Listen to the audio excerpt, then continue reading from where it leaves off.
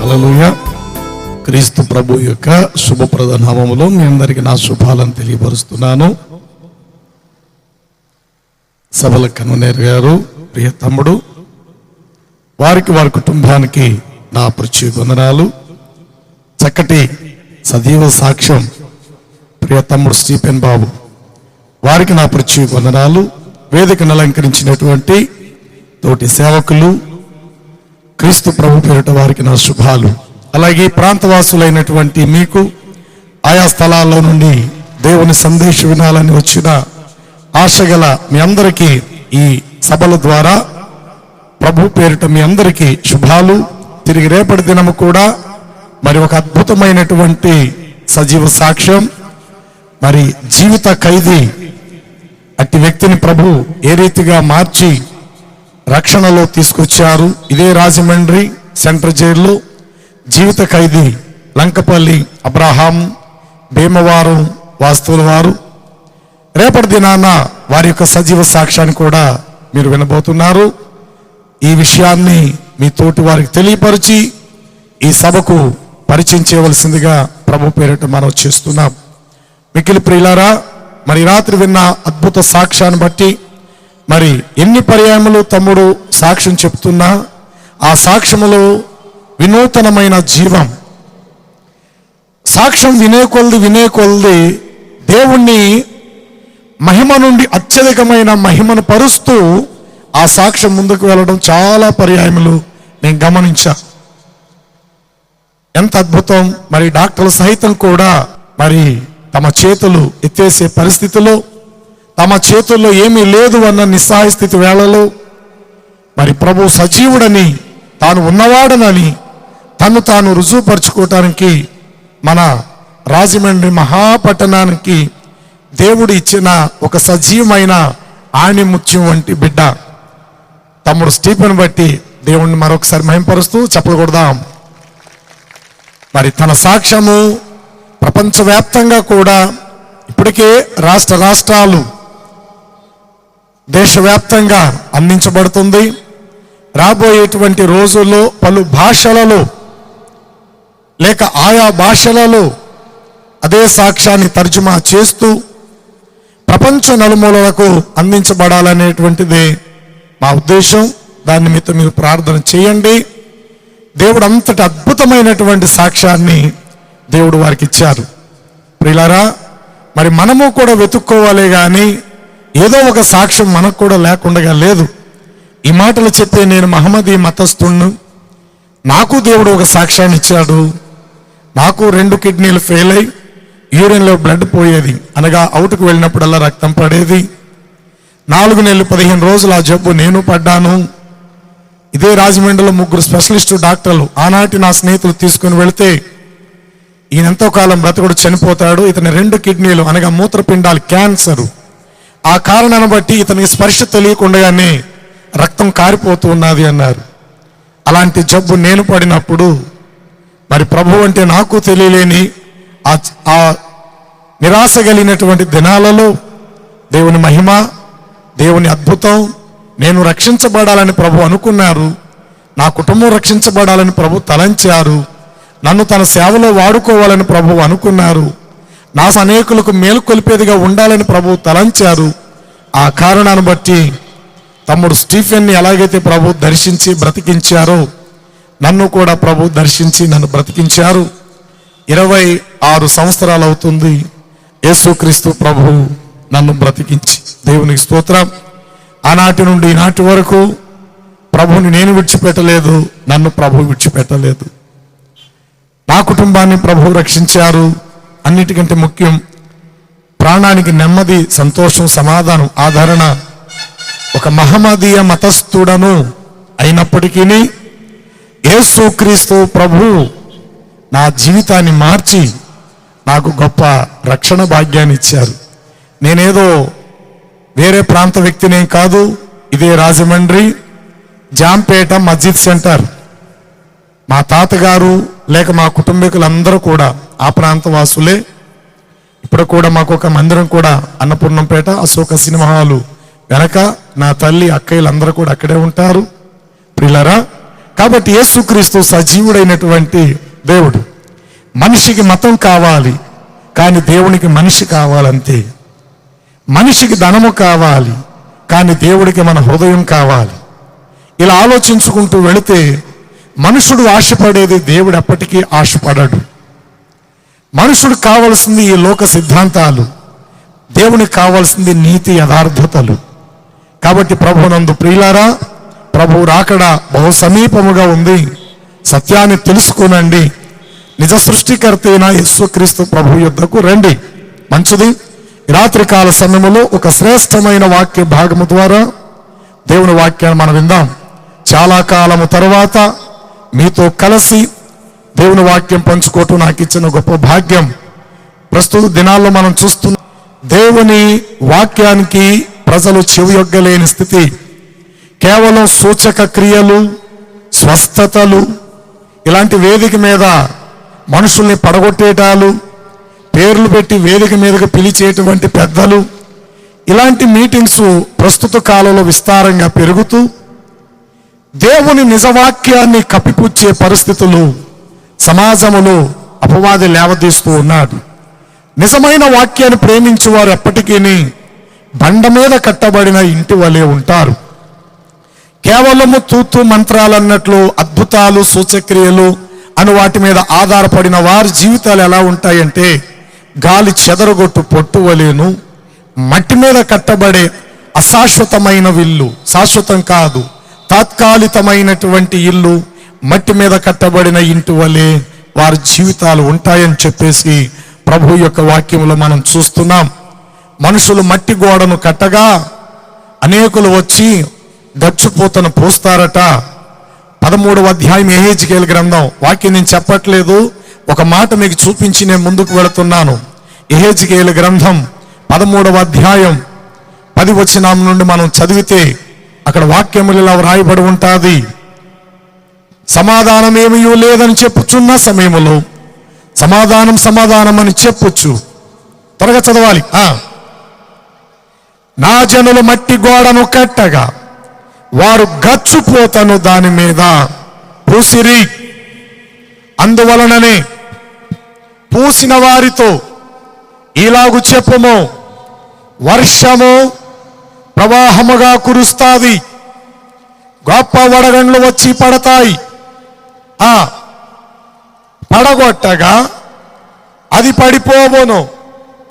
ఆ గోడ జనులు మిమ్మలను చూచి మీరు పూసినటువంటి పోత వేషధారణ, మీరు పూసిన పోత ఏమాయినది అని అడుగుదురు కదా.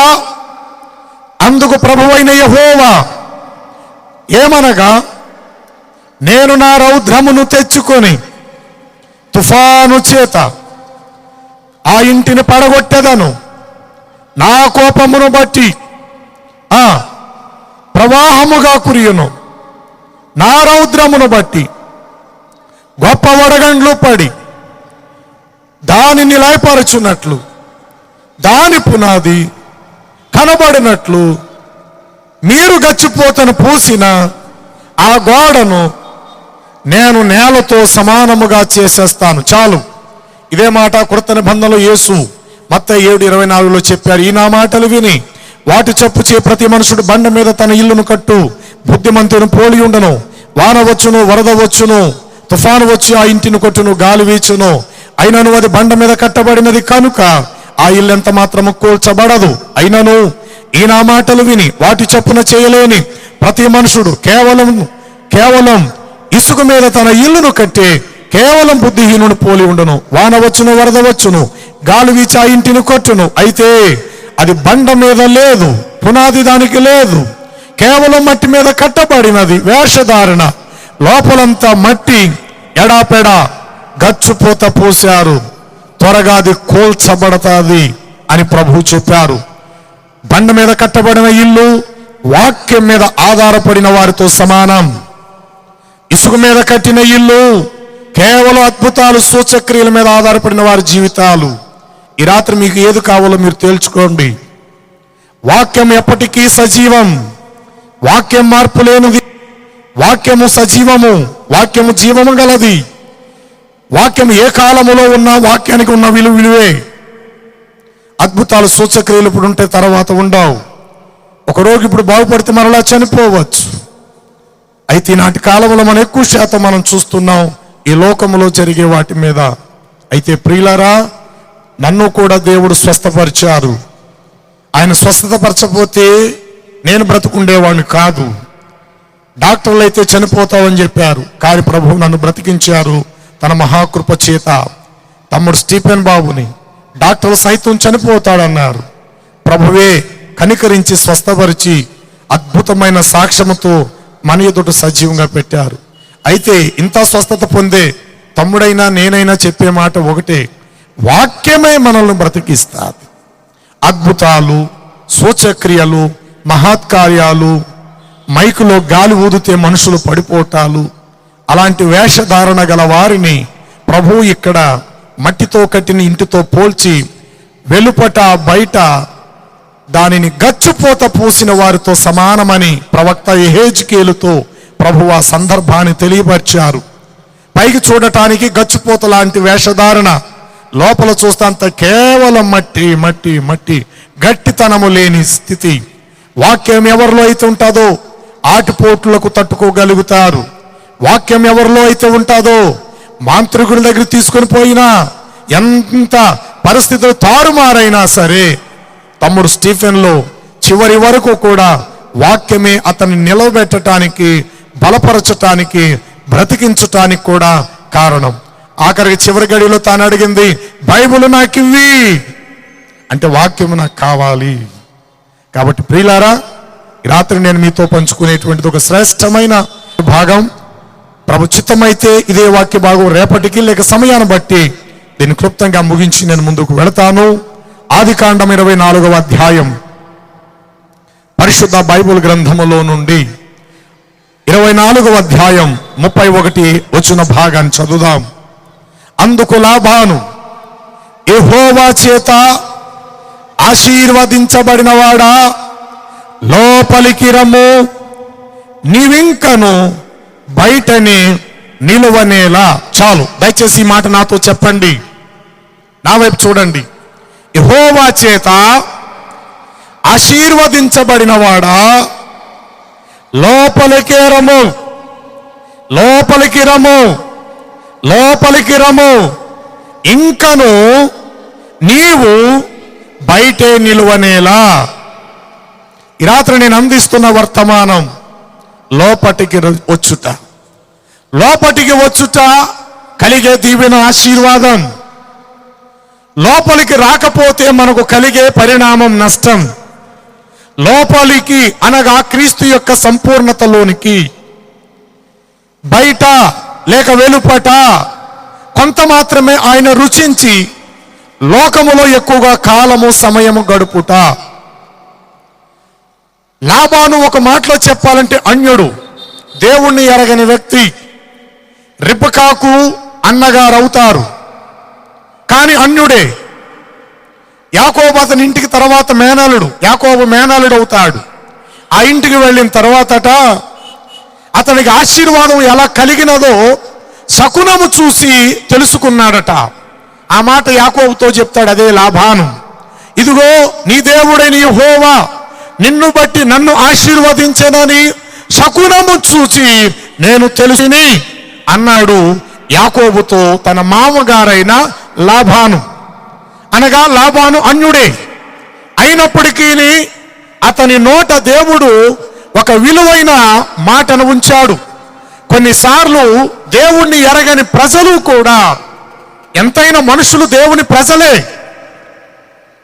వారి అంతరంగంలో దేవుణ్ణి అయితే విశ్వసించకపోవచ్చు, కానీ దేవుడి చేతుల మీద తయారు చేయబడిన మనుషులే. ఆఖరికి ప్రపంచంలోని ఉగ్రవాదులైనా, వాక్యం వినటానికి వచ్చిన మీరైనా, దేశాన్ని పాలించే అధికారులైనా, వాక్యం చెప్పే నేనైనా, రోడ్డు మీద అడుక్కొని తినే మనుషుడైనా, మనుషులందరికీ దేవుడు ఒక్కడే. ఆయనే బైబిల్లో ఉన్న ప్రభువైన దేవుడు. అయితే ఆ దేవుడు కొన్ని పర్యాములు తనను ఎరగని వారి నోట కూడా విలువైన మాటలు ఉంచుతాడు.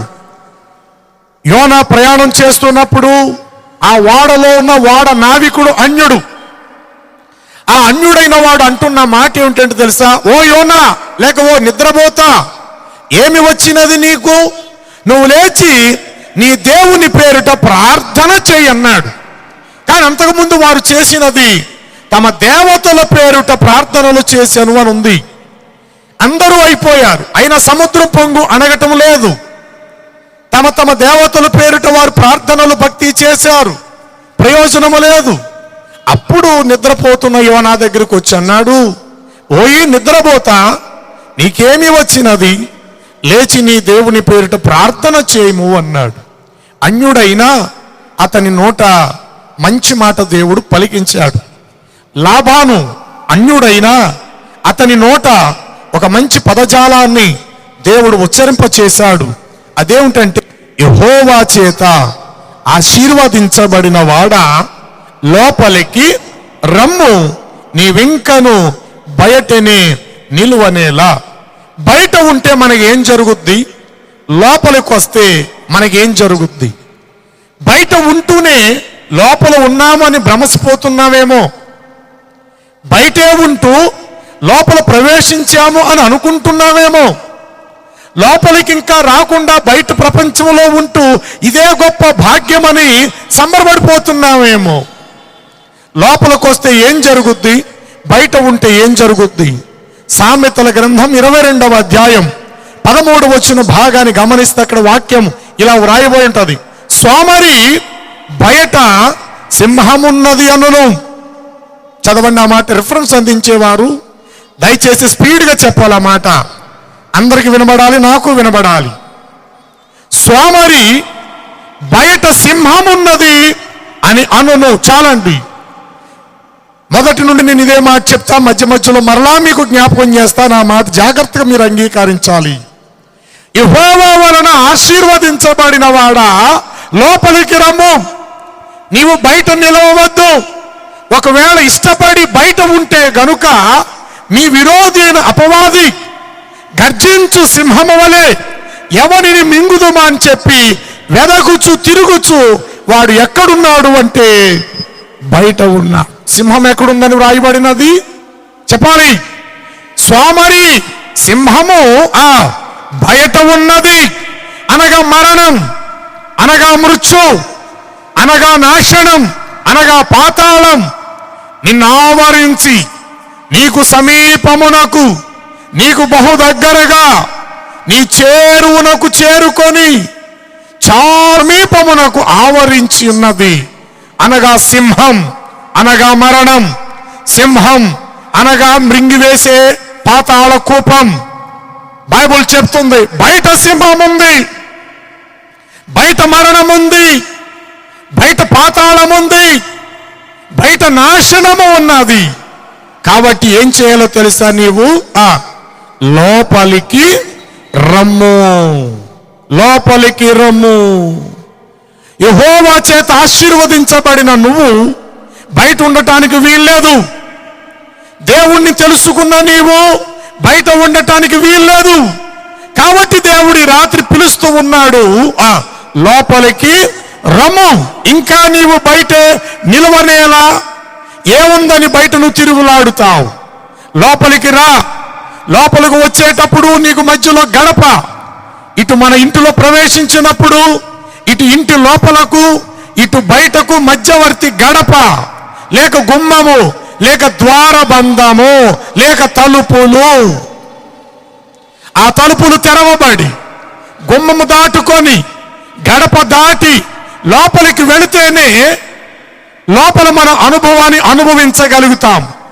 తలుపులు వేయబడ్డాయి, మృత్యువు లోపలికి రాదు. తలుపులు వేయబడ్డాయి, మరణం లోపలికి రాదు. అయితే మనం బయటే ఉంటే గనుక మరణం మనల్ని మింగివేస్తాది. అనుదినము నా గడప యొద్ద కనిపెట్టుకొని, నా ద్వార బంధముల యొద్ద కాచుకొని నా ఉపదేశము వినువాడు ధన్యుడు. సామెతల గ్రంథం 8వ అధ్యాయం 34, 35 వచనాలు చదివితే అక్కడ దైవ లేఖనం ఇలా సాక్ష్యం ఇస్తుంది. అనుదినము నా గడప యొద్ద కనిపెట్టుకొనుచు నా ద్వారము యొక్క ద్వార బంధముల యొద్ద కాచుకొని నా ఉపదేశము వినువాడు ధన్యుడు. నన్ను కనుగొనిన వాడు జీవాన్ని కనుగొంటాడు. దేవునికి స్తోత్రం. కాబట్టి బయట ఉన్న నీవు, నీ కోసం ద్వారం తెరవబడినది. సహోదరి సహోదరుడా, నీది ఏ మతమైనా కావచ్చు, నువ్వు ఏ కులమైనా కావచ్చు, కానీ ఒకటి విషయం, నువ్వు మొత్తం మీద మనిషివి. నీవు మనిషివి అంతే. నువ్వు మనిషివి. నువ్వు మనిషివి కాదు అంటావా? మరి ఏంటో వచ్చి నాకు చెప్పు, నేను వింటాను. నిన్ను బట్టి నేనెవరినో కూడా తెలుసుకుంటాను. అప్పుడు నేను మనిషిని కనుక ఈ మాటలు చెప్పే నేను మనిషిని కనుక నా మాటలు మనుషులైన మీరు అర్థం చేసుకుంటారనే మనుషులన్న భావంతో ఈ మాటలు నేను మీతో పంచుకుంటున్నాను, లేక బోధిస్తున్నాను. నీది ఏ మతమని నాకు అనవసరం, నీది ఏ కులమని నాకు అనవసరం, నీది ఏ ఉద్యోగమని నాకు అనవసరం, నీది ఏ వ్యాపారం నాకు అనవసరం, నీది ఏ ప్రాంతమైన నాకు అనవసరం, నువ్వు ఏం చదివావు ఏం చదవలేదు నాకు అనవసరం. నువ్వు మనిషివి. మనుషులందరికీ దేవుడు ఒక్కడే. ఆయనే సృష్టికర్త. ఆయనే బైబిల్ గ్రంథములో ఉన్న దేవుడు మాత్రమే దేవుడు. ఆయనే సైన్యములకు అధిపతియు సర్వాధికారైన ప్రభువైన యేసు. ఇందులో అనుమానం లేదు. కాబట్టి నా దేవుని పక్షముగా నేను మృగాలతోనో పశువులతో జంతువులతో నేను మాట్లాడతా. నాతోటి మనుషులైన మీతో నేను మాట్లాడుతున్నాను. లోపలకు నువ్వు ప్రవేశించావా? ద్వారాలు తెరవబడ్డాయి. బయట ఉన్న మృత్యువు లోపలికి రాకుండాన్నట్లు గడపను దాటి లోపలకు ప్రవేశిస్తే నీ జీవితం ధన్యం.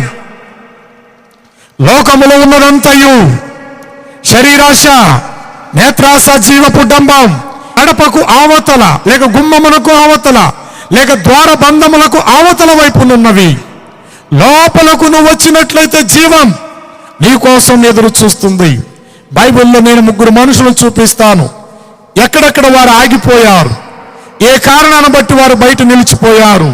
రండి, లూకా సువార్త 15వ అధ్యాయము 28 భాగాన్ని చదువుదాం. లూకా సువార్త 15వ అధ్యాయం. మైక్ చదవండి బాబు దయచేసి. అయితే గట్టిగా. అయితే అతడు కోపపడి లోపలికి వెళ్ళనొల్లకపోయి గనుక బయటనే అతని తండ్రి వెలుపలకు వచ్చి లోపలికి రమ్మని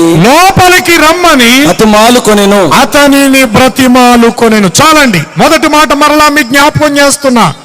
యెహోవా చేత ఆశీర్వదించబడిన వాడా, లోపలికి రమ్ము, బయట ఉండవద్దు. బయట ఎవరున్నారో తెలుసా? సింహము తిరుగుచున్నది, మరణము తిరుగుచున్నది, కనుక లోపలికి రమ్ము అని దేవుడు పిలుస్తుంటే చదవబడిన ఈ సందర్భం లేక లూకా సువార్తలు, ఒక తండ్రికి 2 కుమారులు. మొదట కుమారుడు ఇంట్లోంచి వెళ్ళిపోయాడు. బుద్ధి తెచ్చుకొని మరల గుమ్మము దాటి ద్వారబంధములు లోపలకు ప్రవేశించి తండ్రి చెంతకు చేరాడు ఒకడు. ఈలోగా జరిగిన విషయం ఏంటంటే, ఈ తప్పిపోయిన కుమారుడు ఇంటికి రావటాన్ని బట్టి తండ్రి సంతోషభరితుడై ఆనందభరితుడై ఆ ఇంటి వాతావరణం అంతా మారిపోయినది. కన్నులకు వైభవం, విలువైనటువంటి భోజన పదార్థాలు, గాన ప్రతిగానములు చేసేటారు, సంతోషభరితులైన ఆనందముతో నాట్యమాడేవారు. ఆ ఇల్లంతా కూడా నిండిపోయిందట ప్రియులారా. ఈలోగా జరిగిన విషయం ఏమిటంటే, పెద్ద కుమారుడు ఇంటికి వచ్చాడు. ఇంటి వాతావరణం అంతా మారిపోయింది. దూరము నుండే వంటకాలు, తినుబండారులక వంటకాలు సువాసన వెదజల్లుతున్నాయి. ఎక్కడి నుంచి అబ్బా ఇంత ఖరీదైన వంటకాలు అనుకుంటూనే ముందుకు వచ్చాడు. నాగటి భుజం మీద పెట్టుకున్నాడు. గుమ్మం దగ్గరకు వచ్చేసరికి ఇంటి వాతావరణం తన ఇల్లా కాదా అన్న పరిస్థితి ఎదురైంది. చక్కటి ఆనందముతో గాన ప్రతిగానాలు, పని మనుషులు ఖరీదైన వస్త్రాలు ధరించుకొని అటు ఇటు తిరుగుతున్నారు. ఎవరి పనుల్లో వారు ఉన్నారు. ఆ ఊళ్ళో ఉన్న పెద్ద మనుషులు ఎవరెవరో వస్తూ ఉంటూ ఉన్నారు. ఆ ఇల్లంతా జనసమూహంతో నిండిపోయింది. ఈలోగా ఇంటి యొక్క పెద్ద కుమారుడు ఇంటి బయట ఉన్నాడు. లోపలికి వెళ్ళటం లేదు. వాడు బయటే ఉంటూ ఒక పని మనుషును పిలిచాడు. ఏమయ్యలా రా అన్నాడు. ఏం బాబు గారు అన్నాడు. ఏంటిది మా ఇల్లేనా అన్నాడు. అవునండి మన ఇల్లే గారు అన్నాడు. ఏంటి ఉదయం వెళ్ళినప్పుడు నేను ఒకలాగా ఉంది, పొలానికి వెళ్ళినప్పుడు, ఇప్పుడు నేను ఇంటికి వచ్చేసరికి వాతావరణం ఎలా ఉందేంటి, ఏంటి సున్నాలేంటి, రంగులేంటి, ఈ పదార్థాల వంటకాలేంటి, ఈ టెంటలేంటి, లైటింగ్ ఏంటి, ఈ ప్రజలు రావటం ఏంటి, భోజనాలు చేయడం ఏంటి అని అడుగుతున్నాడు. ఈ మాటలు విన్నా ఆ పనివాడు అంటాడు కదా, అయ్యా అన్నట్టు అదే మీ తమ్ముడు, తప్పిపోయిన మీ తమ్ముడు మరలా మీ ఇంట్లోకి వచ్చాడు. ఆ మాటలు వింటూ ఉన్న తండ్రి లోపల నుండి గబగబ బయటకు వచ్చి, అరే పెద్దోడా పెద్దోడా ఏంటా ఇంకా బయట ఉన్నావేంట్రా, లోపలికి రా, భోజనముకు వేళ అయినది, లోపలికి రా అంటున్నాడు తండ్రి. కొడుకు అంటున్నాడు, లోపలికి వస్తాను గాని అసలు విషయం ఏంటి చెప్పు నాన్న అంటాడు. ఏమిట్రా చెప్పేది, ముందు నువ్వు లోపలికి రా నాన్న అంటున్నా. నేను లోపలికి వస్తాను సరే, నాకు గుమ్మం దగ్గరే తేలిపోవాలి ఇక్కడే. అసలు ఏం జరుగుతుంది ఇంట్లో నాకు చెప్పు. ఉదయం వెళ్ళినప్పుడు ఈ బిల్డింగ్కి లేక ఇంటికి రంగులు లేవు, ఏంటి ఇంతలో నువ్వు రంగులు ఎందుకు వేయించావు, ఈ లైటింగ్ ఏంటి, అడవుడేంటి, ఈ టెంటలేంటి, భోజన పదార్థాలు ఏంటి, అసలు ఏం జరుగుతుందో నాకు తెలియకుండా ఇంట్లో. తండ్రి అంటున్నాడు, ఒరే నీ తమ్ముడు గత కొంతకాలం ఇంట్లోంచి వెళ్ళిపోయిన వాడు, జీవితం పాడు చేసుకొని భ్రష్టుడైపోయి అన్ని విధాలుగా చెడిపోయి నష్టమైపోయి మరలా ఇంటికి రావాలని బుద్ధి పుట్టి వాడు వచ్చాడు రా. లోపల వాడు స్నానం చేసి బట్టలు మార్చుకుంటున్నాడు. నువ్వు లోపలికి వచ్చి ఒకసారి నువ్వు పరామర్శిస్తే వాడు ఆనందభరితుడు అయిపోతాడు రా. తప్పిపోయిన నీ తమ్ముడు, చచ్చిపోయిన నీ తమ్ముడు తిరిగి బ్రతికిన నీవు, తప్పిపోయిన వాడు తిరిగి వచ్చినని ఇదిగో నీతో నిశ్చయముగా చెప్పుచున్నాను అన్నట్టు బయటే ఉంటావేంటి కొడుక, లోపలికి రమ్ము అని తండ్రి వాడిని బ్రతిమాలుచున్నాడటండి. లోపలికి రమ్ము, నీవు బయటే నిలువనేలా, లోపలికి రమ్ము అని. అప్పుడు వాడంటాడు కదా, నేను లోపలికి రాను, ఇప్పటి వరకు నేను ఎక్కడైతే ఉన్నానో అక్కడికే నేను వెళ్ళిపోతానన్నాడు. తమ్ముడు ఇంటికి వచ్చేసరికి అన్నగారు అనబడిన ఈ పెద్దవాడు ఎక్కడున్నాడో తెలుసా, వాడు పొలములో ఉండినట్లుగా వాక్యములో మనం చూస్తాం. పొలం అంటే ఏమిటో తెలుసా, మత్తయి సువార్త 13వ అధ్యాయం 38 వచ్చిన భాగం.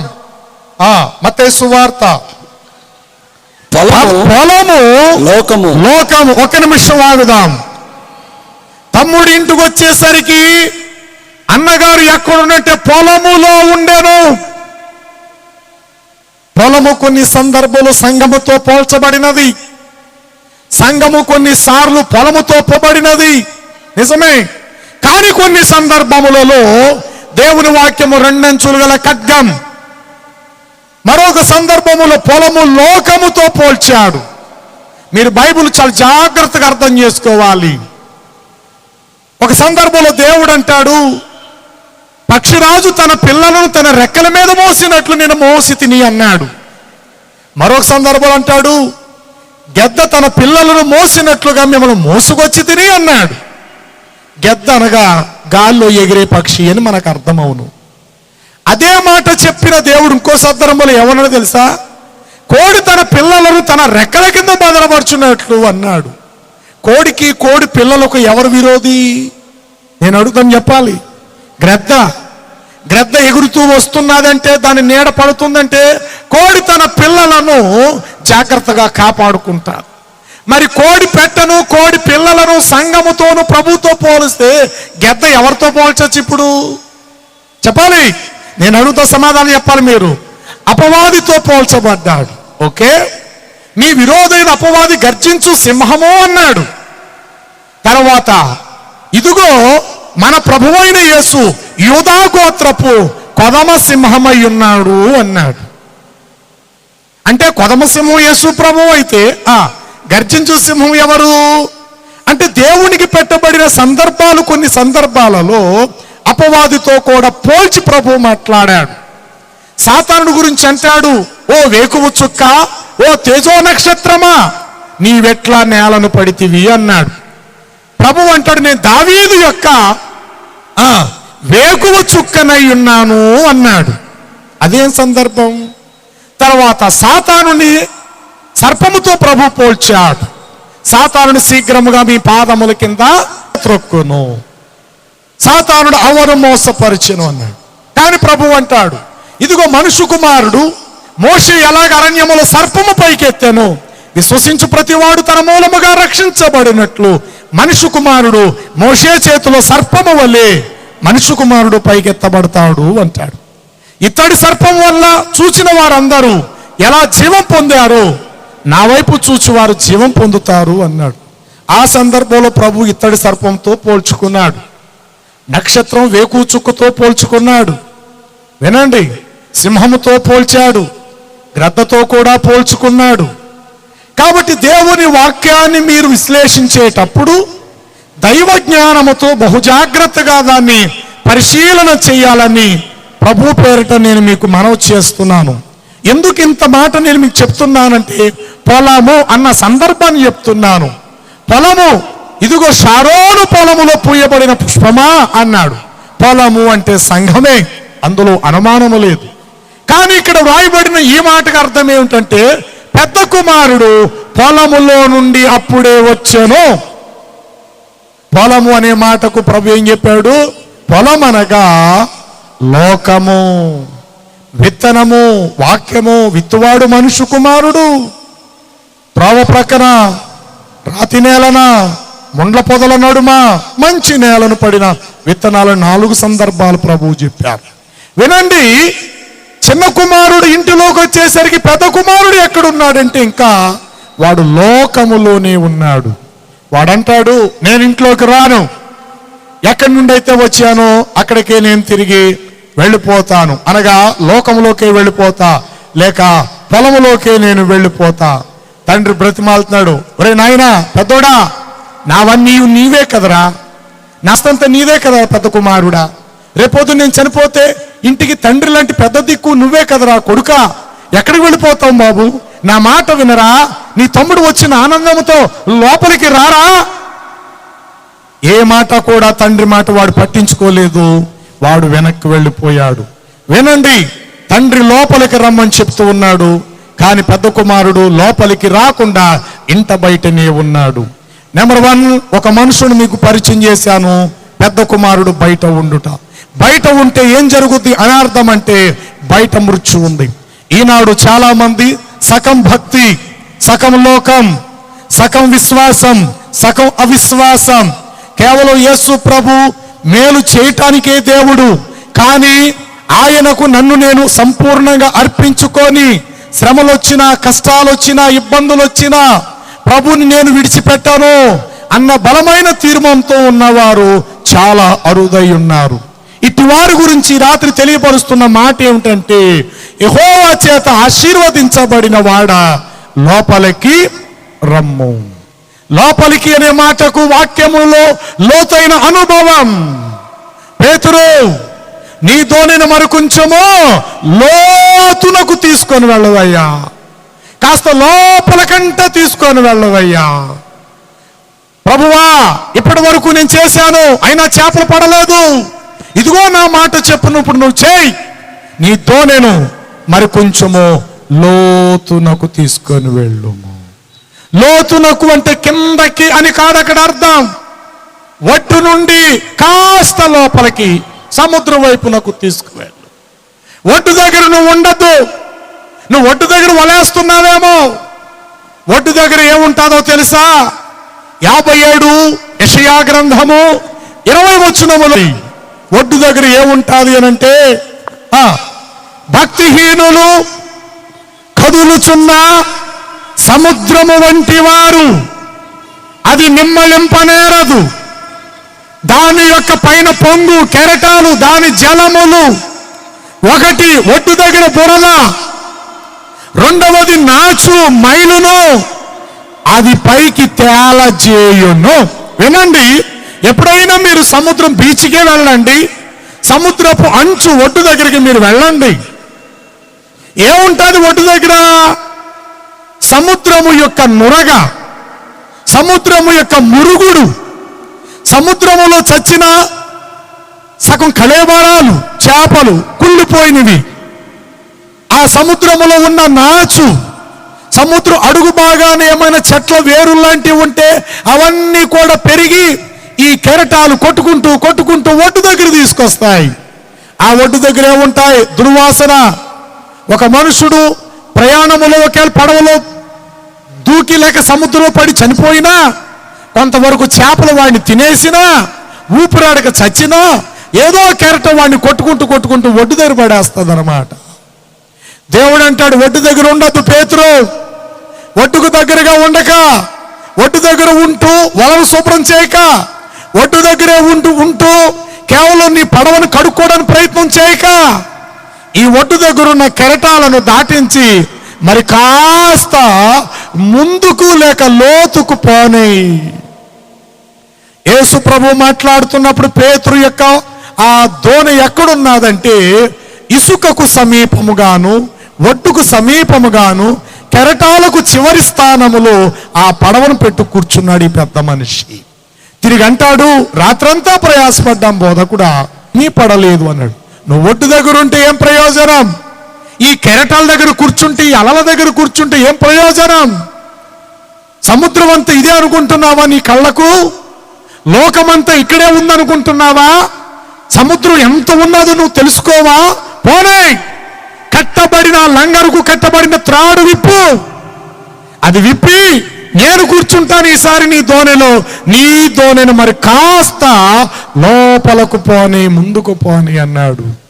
ఎప్పుడైతే లోపలకు వెళ్ళినదో, లోపలికంటే కిందకని కాదు సుమా, లోపలికి అనే మాటకు ఒడ్డు నుండి జలములు లోపలి భాగమునకు మరి కాస్త ముందుకు. ప్రియులారా, అంతట కుడుతట్టున్న వల వేసాను, విస్తారమైన రాశి, ఎన్నడూ అతని జీవితంలో చూడలేనంత గొప్ప రాశి. ఆ దినాన పేతురు దోనంతయు కూడా ఆ జలచరములతో నిండిపోయినది. ఈ రాత్రి దేవుడు చెప్తున్నాడు, ఒడ్డు మీద ఉండి సంతోషపడిపోక, సంఘానికి బయటే ఉండి సంఘంలో పెద్ద వ్యక్తిని డప్పు కొట్టుకోక, కనీసం పాటలు పాడుతూ వాక్య అనుభవంలో ఎదిగిపోయాను అని నువ్వు అనుకోబాక, నీ స్థానం ఇంకా పాటల స్థానంలో ఉన్నావు. నీ స్థానం ఎలా ఉన్నది అని అంటే ఇంకా బయట స్థానంలోనే ఉన్నావు. శాస్త్రులు పరిశీలట సమాజ మందిరమును బయటే ఉంటూ దీర్ఘ ప్రార్థనలు చేస్తారట. వారెప్పుడూ కూడా బయట 10 మందికి కనబడేలాగా రోడ్ల మీదే వారు చేస్తుంటారు. నేను అప్పుడప్పుడు చూస్తుంటాను, కొంతమంది భక్తి ఎలా ఉంటుందంటే, అది నడి రోడ్డు అయినా ఆ నడి రోడ్డు మీదే భక్తి చేసేస్తారు. అది రైలు ప్రయాణం చేస్తున్నప్పుడు రైల్లో కూడా చేసేస్తారు. దేవుడికి అంతగా నీవు కనుపరుచుకో అక్కర్లేదు, వేషధారణ. అలాగని చెప్పేది తప్పని నేను అంటలేదు, భక్తి నీకు ఉంటే ఉండొచ్చు, దాన్ని నువ్వు డాంబికత్వంగా నువ్వు కనుపరుచుకో అక్కర్లేదు. భక్తి మొట్టమొదట మనిషికి పవిత్రతను నేర్పిస్తుంది. భక్తి అనేటువంటిది మనిషికి మొట్టమొదట దేవుని యొద్ద సామ్యత్వాన్ని రప్పిస్తుంది. భక్తి అనేటువంటిది మొట్టమొదట మానవుడికి దేవుని యొద్ద లొంగి లోబడేటువంటి వ్యక్తిగా చేయిస్తుంది. భక్తి అనేటువంటిది మానవుడికి దేవుని ఎదుట తన్ను తాను నిడారంబరముగా దేవునికి తను తాను అప్పగించుకునేటట్లుగా చేసుకుంటుంది. భక్తిలో మోసం ఉండదు, భక్తిలో గర్వం ఉండదు, భక్తిలో అహంకారం ఉండదు, భక్తిలో నరహత్యం లేదు, భక్తిలో ఎదట వాళ్ళని చంపేసే గుణము లేదు, భక్తిలో ఎదటివాడి ఇంటికి పోయి బాంబు పెట్టి చంపేసే పరిస్థితి లేదు. అది భక్తి కాదు, అది కేవలం శైతాను మార్గం, అది కేవలము దుష్టుని యొక్క మార్గము.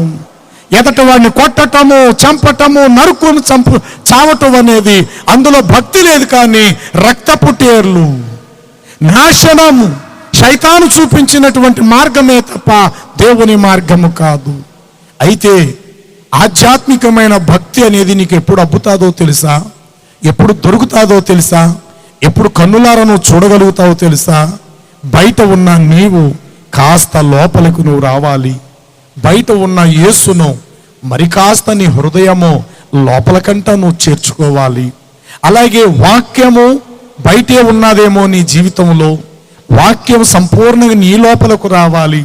అలాగే విశ్వాసములో కూడా నీవు మరి కాస్త నువ్వు లోపలికి రావాలి, భక్తిలో లోపలికి రావాలి, పరిశుద్ధతలో నువ్వు లోపలికి రావాలి. నమ్మకత్వంలో నువ్వు రావాలి. శ్రమలు వచ్చినప్పుడు వాటిని అనుభవించటములో కూడా కాస్త ముందు స్థానములో ఉంటూ నువ్వే ముందుకు నడిచే వ్యక్తిగా లోపలికి రావాలి. ఈ అనుభవాలు ఎప్పుడైతే వస్తాయో అప్పుడే నీవు నిజముగా యెహోవా చేత ఆశీర్వదించబడిన వ్యక్తివి. పెద్ద కుమారుడి విషయంలో తండ్రి బ్రతిమాలాడు, ఒరే నాయనా పెద్దోడా లోపలికి రారా, నీకు ఇష్టమైన వంటకాలు లోపల చేపిస్తున్నాను కొడుకా, రానాయనా నీకు ఎప్పుడో ఇష్టమైన పాటలు నీకు ఇష్టం కదా, పాటలు పాడేవాళ్ళని రప్పించాను బాబు, పాటలు పాడుతున్నారు రానన్నా అనంటే ఆ నాగటి వాడు భుజం మీద అలాగే పెట్టుకున్నాడు, ఆ పాప భారాన్ని పెట్టుకున్నట్టు వాడు. తండ్రి బ్రతిమాలుతున్నాడు. ఈలోగా పనివాళ్ళు వచ్చి కూడా పనివాళ్ళు కూడా బ్రతిమాలారు, బాబు గారు నాన్నగారు అంత బ్రతిమాలుతుంటే మీరు అలా ఉండకండి అయ్యా, నాన్నగారు మిమ్మల్ని బ్రతిమాలుతున్నారు లోపలికి రండయ్యా అని అంటుంటుంటే పెద్ద కుమారుడు చేదరించుకొని ముఖం చిన్నపుచ్చుకున్నట్లుగా తండ్రిని తక్కువ అంచనా వేసి, ప్రియులారా తండ్రిని విడిచిపెట్టి యథారీతిగా ఇదిగో నేను నా పొలంలోకి వెళ్ళిపోతున్నానని చెప్పేసి మరలా వాడు యథారీతిగా పొలంలోకి పోయాడు. లోపలికి వచ్చింది ఎవరంటే చిన్న కుమారుడు వచ్చాడు, కానీ పెద్ద కుమారుడు మాత్రము వాడు బయటే ఉండిపోయాడు. ఈ రాత్రి నేను నిన్ను అడుగుతున్నాను ముక్కుసూటిగా దేవుని పక్షంగా అన్నట్టు నువ్వెక్కడున్నావు? నీ కుటుంబం ఎక్కడున్నది?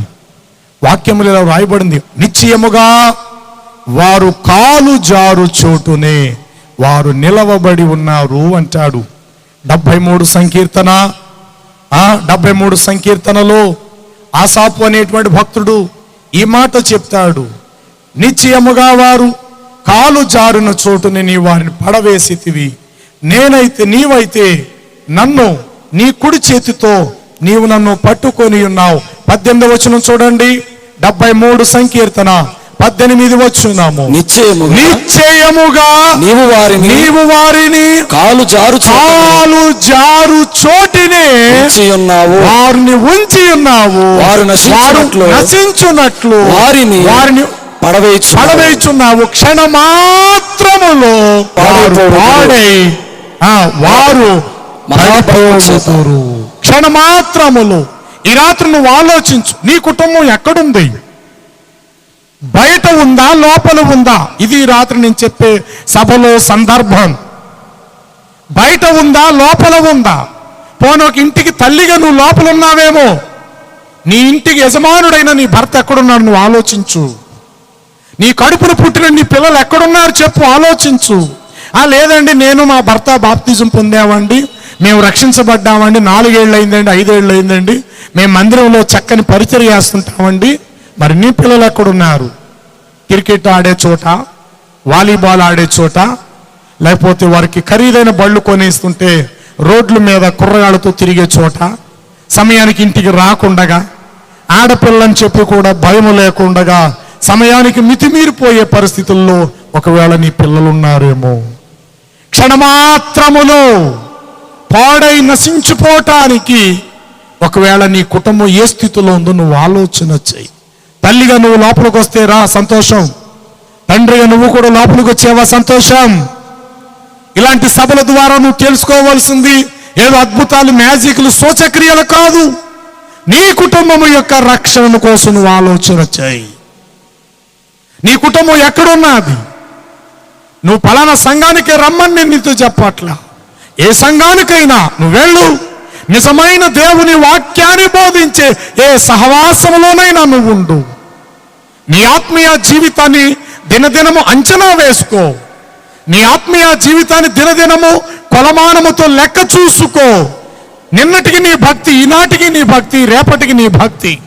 మొన్నటి నీ కుటుంబం, నిన్నటికి నీ కుటుంబం, ఈ రోజు నీ కుటుంబ పరిస్థితి ఎలా ఉన్నది? ఆత్మీయ జీవితం. కొందరు సంపాదనలో నేను కాదంటా లేదు, ఉద్యోగ ధర్మంలో ఎదుగుతారు, నేను కాదంటా లేదు, వారు ఉన్నతమైన పదవులు, హోదాలు, అంతస్తులు ఎదుగుతారు, ఓకే. కానీ భక్తిలో నువ్వేమాత్రం ఎదుగుతున్నావు? విశ్వాసములో నువ్వేమాత్రం ఎదుగుతున్నావు?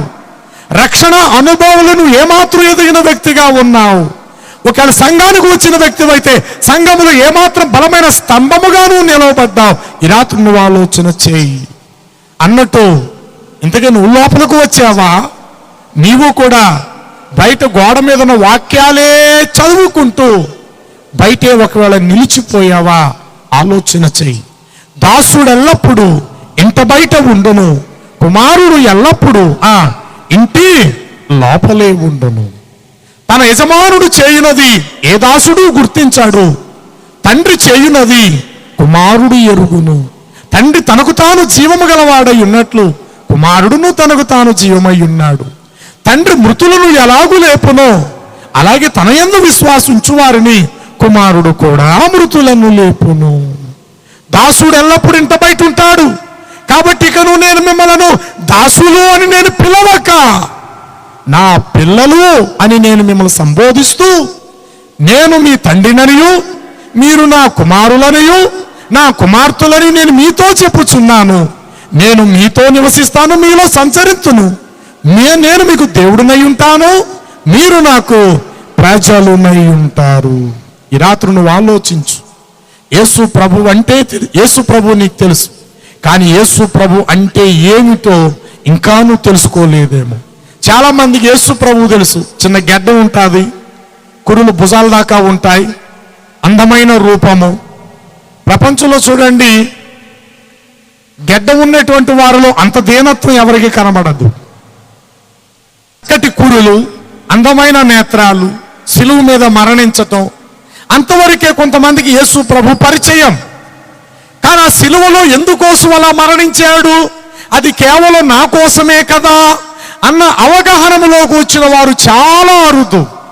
ఏమో ఆ కాలంలో ఏం చేశాడో ఆయన, ఎందుకు అలా చచ్చిపోయాడో మనకేం తెలుసు, ఏమో అని అన్నవారే తప్ప ఇది నా కోసమే ఇలా చేయబడ్డాడు ఈయన, అందుకు నేనే కారణం సుమా అని అనుకుంటూ బరబ్బా పరుగు పరుగున ప్రభు యొద్దకు వచ్చినట్లు ఎంతమంది ప్రభు యొద్దకు రాగలుగుచున్నారు?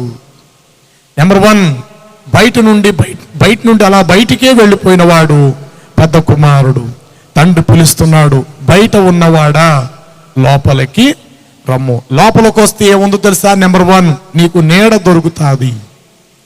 బయట నువ్వు ఉండు, మండుటెండ, బయట వర్షం, బయట మంచు, తుఫాను, పెనుగాలులు, ఇవన్నీ బయట.